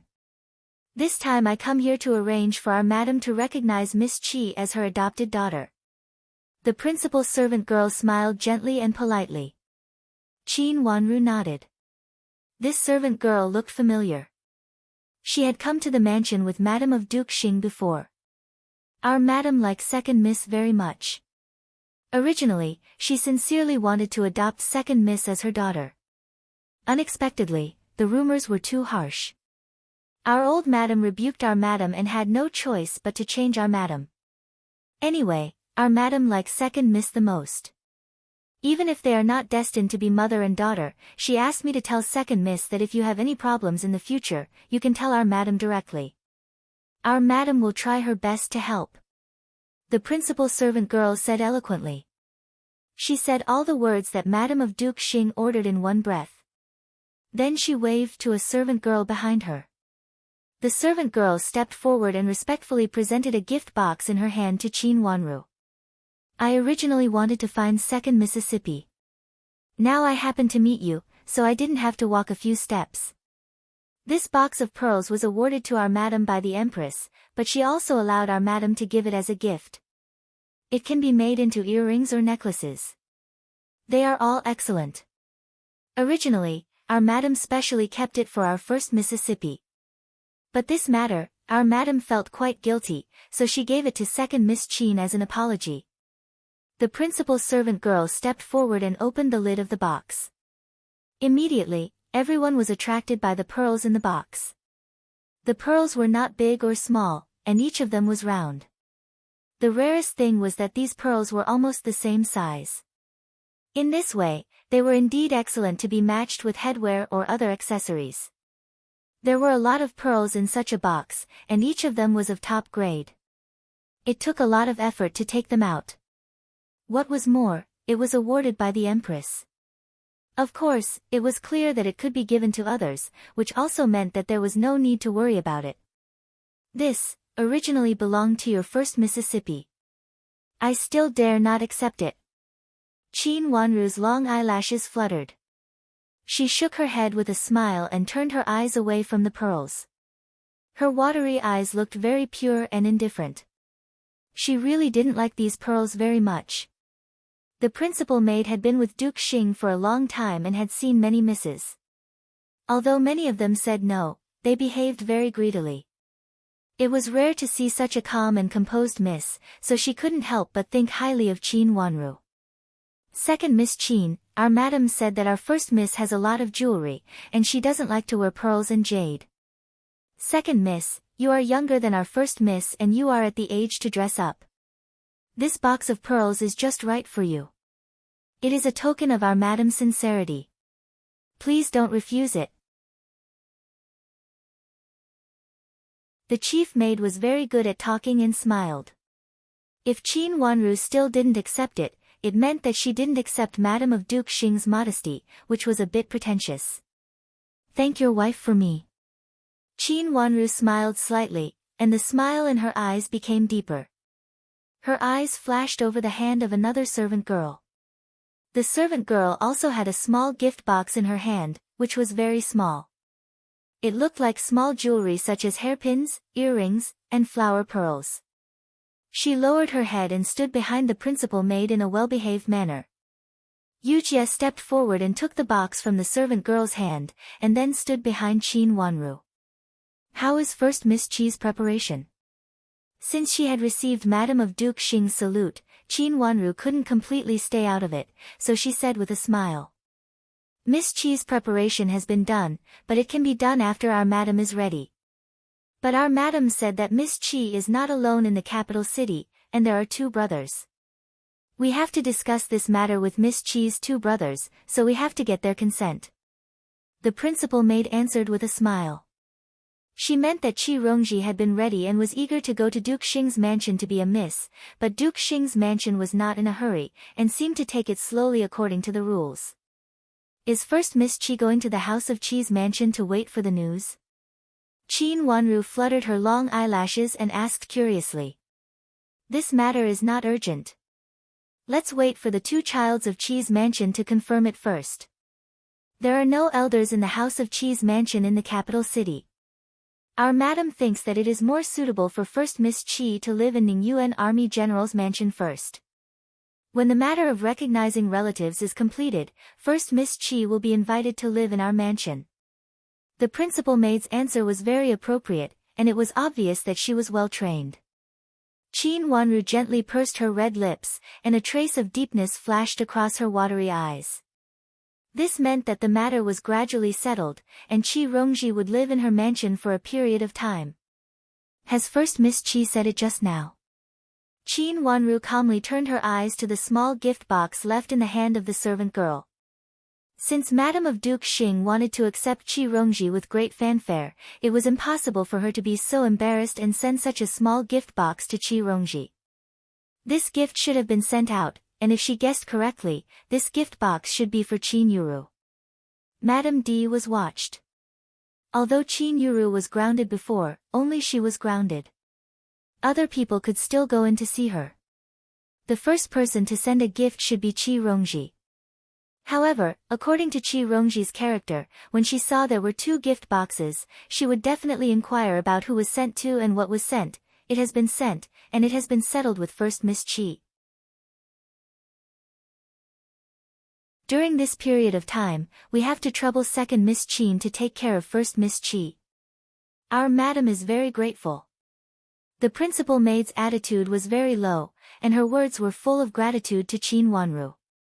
If Qin Wanru had not secretly intervened in this matter, she would definitely think that this Madame of Duke Xing really liked her. However, due to the formality, she could not accept Qin Wanru as her adopted daughter.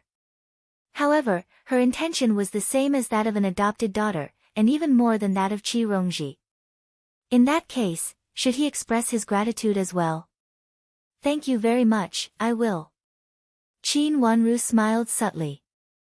Second Miss Qin, I have to trouble you to do one thing. I don't know if it is possible. The principal maid asked with a smile. What's the matter? Qin Wanru said lazily. There is a pair of earrings in this gift box, which is what our madam wants to give to first Miss Qin. However, when I went to see first Miss Qin just now, I found that the people in the yard did not allow me to go in. This time, I came here under the order of our madam. Our madam has sent gifts to the three misses in the mansion, but this time the gifts were not sent to first Miss Qin. I am afraid that our madam will blame me, so I want to ask second Miss Qin for a favor. The principal maid looked embarrassed and looked at Qin Wanru imploringly. This is for big sister. Qin Wanru raised her eyes and seemed to be moved to look at the gift box in the hands of the servant girl. She was such a big box of pearls, while Qin Yuru was just a pair of small earrings. From this point of view, Qin Yuru could not be compared with her. This contrast was really a little strong. Qin Yuru was only grounded before, but after the incident of the map in Nanny Xing's hands, Qin Huayong asked people to guard her yard. Although it was not like Madame D, who did not allow anyone to go in and out at will, those who went in must have enough reasons. It was said that Qin Yuru was not allowed to come out before she finished copying the women's precepts and women's rules 100 times. Yes, this is for first Miss Qin by our madam. There are 3 misses in the mansion, but only 2 misses were sent. I am afraid that first Miss Qin will think too much. The principal maid explained. Therefore, this gift was really too small, just to cover Qin Yuru's face. This kind of thing was actually a small matter. Moreover, Madame of Duke Xing had shown great kindness to her before. If Qin Wanru did not help, it would be really unreasonable. Then keep it. I will give it to big sister later. Qin Wanru smiled elegantly. Her elegant smile matched with her watery eyes seemed to be able to see through people's hearts. Being stared at, the principal servant girl's heart skipped a beat and she hurriedly lowered her head. But then she also laughed. Even if the second Miss Qin was born smart, how much could an 11-year-old girl who had not experienced anything know? She bowed sideways and respectfully bowed to Qin Wanru. Thank you, second Miss Qin. Another servant girl holding the small gift box came forward. Yujie took the small gift box from the servant girl. Second Miss Qin, then I will go back first. Second Miss Qin, please. The servant girl bowed politely again. Qin Wanru nodded slightly. The principal maid turned and left with the two little servant girls. Second miss, let's go back to our yard first. I will put down the things and then give the gift to first Miss Qin. Yujie said after watching several servant girls leave. If not for that box of precious pearls, perhaps the earrings would also be good. But if compared with this box of pearls, the earrings would definitely be less valuable. Qin Yuru had always thought highly of herself and was not the kind of person who could be compared with others. After seeing the earrings, it was hard to say what she would do. Qin Yuru had been very sullen recently. She had no place to vent her anger. She was not willing to go to Qin Wanru at this time. You don't have to go back first. Just go to see big sister. After all, we are sisters. As a younger sister, I should send some warmth to big sister at this time. Qin Wanru raised her willowy eyebrows and looked at a corner of the plum forest. This plum forest was actually not big. There were only a dozen trees, but there were many plum blossoms. The plum fragrance was bursting. It was an excellent place to appreciate plum blossoms in Qin's mansion. What if first Miss Qin is angry? Yujie said worriedly. She could be sure that if she went there like this, she would definitely cause trouble again. So what? In the past, big sister often came to me. At this time, shouldn't I have a legitimate reason to see big sister? Qin Wanru smiled and looked quite proud. She looked at the big gift box in Yujie's hand. She lifted the lid, picked up a pearl inside, and looked at it in the sun. I heard that there is a kind of pearl in the Nan Kingdom. Although it is not big, it is extremely rare. When strung together, it will make the pearl shine and polish, and it can also maintain the color of the face. In the past, big sister liked to use pearl powder to moisten her face. If you use this kind of pearl, the color will be more pleasant, right? Qin Wanru smiled more arrogantly. Her delicate little face was proud and complacent at the moment. There was a touch of provocation in her narrowed watery eyes. At first glance, it was obvious that she was up to no good. You're tuning in to the Blissful Bookshelf YouTube channel. We're so grateful for your support, and don't forget to subscribe to join us on this incredible journey through captivating stories.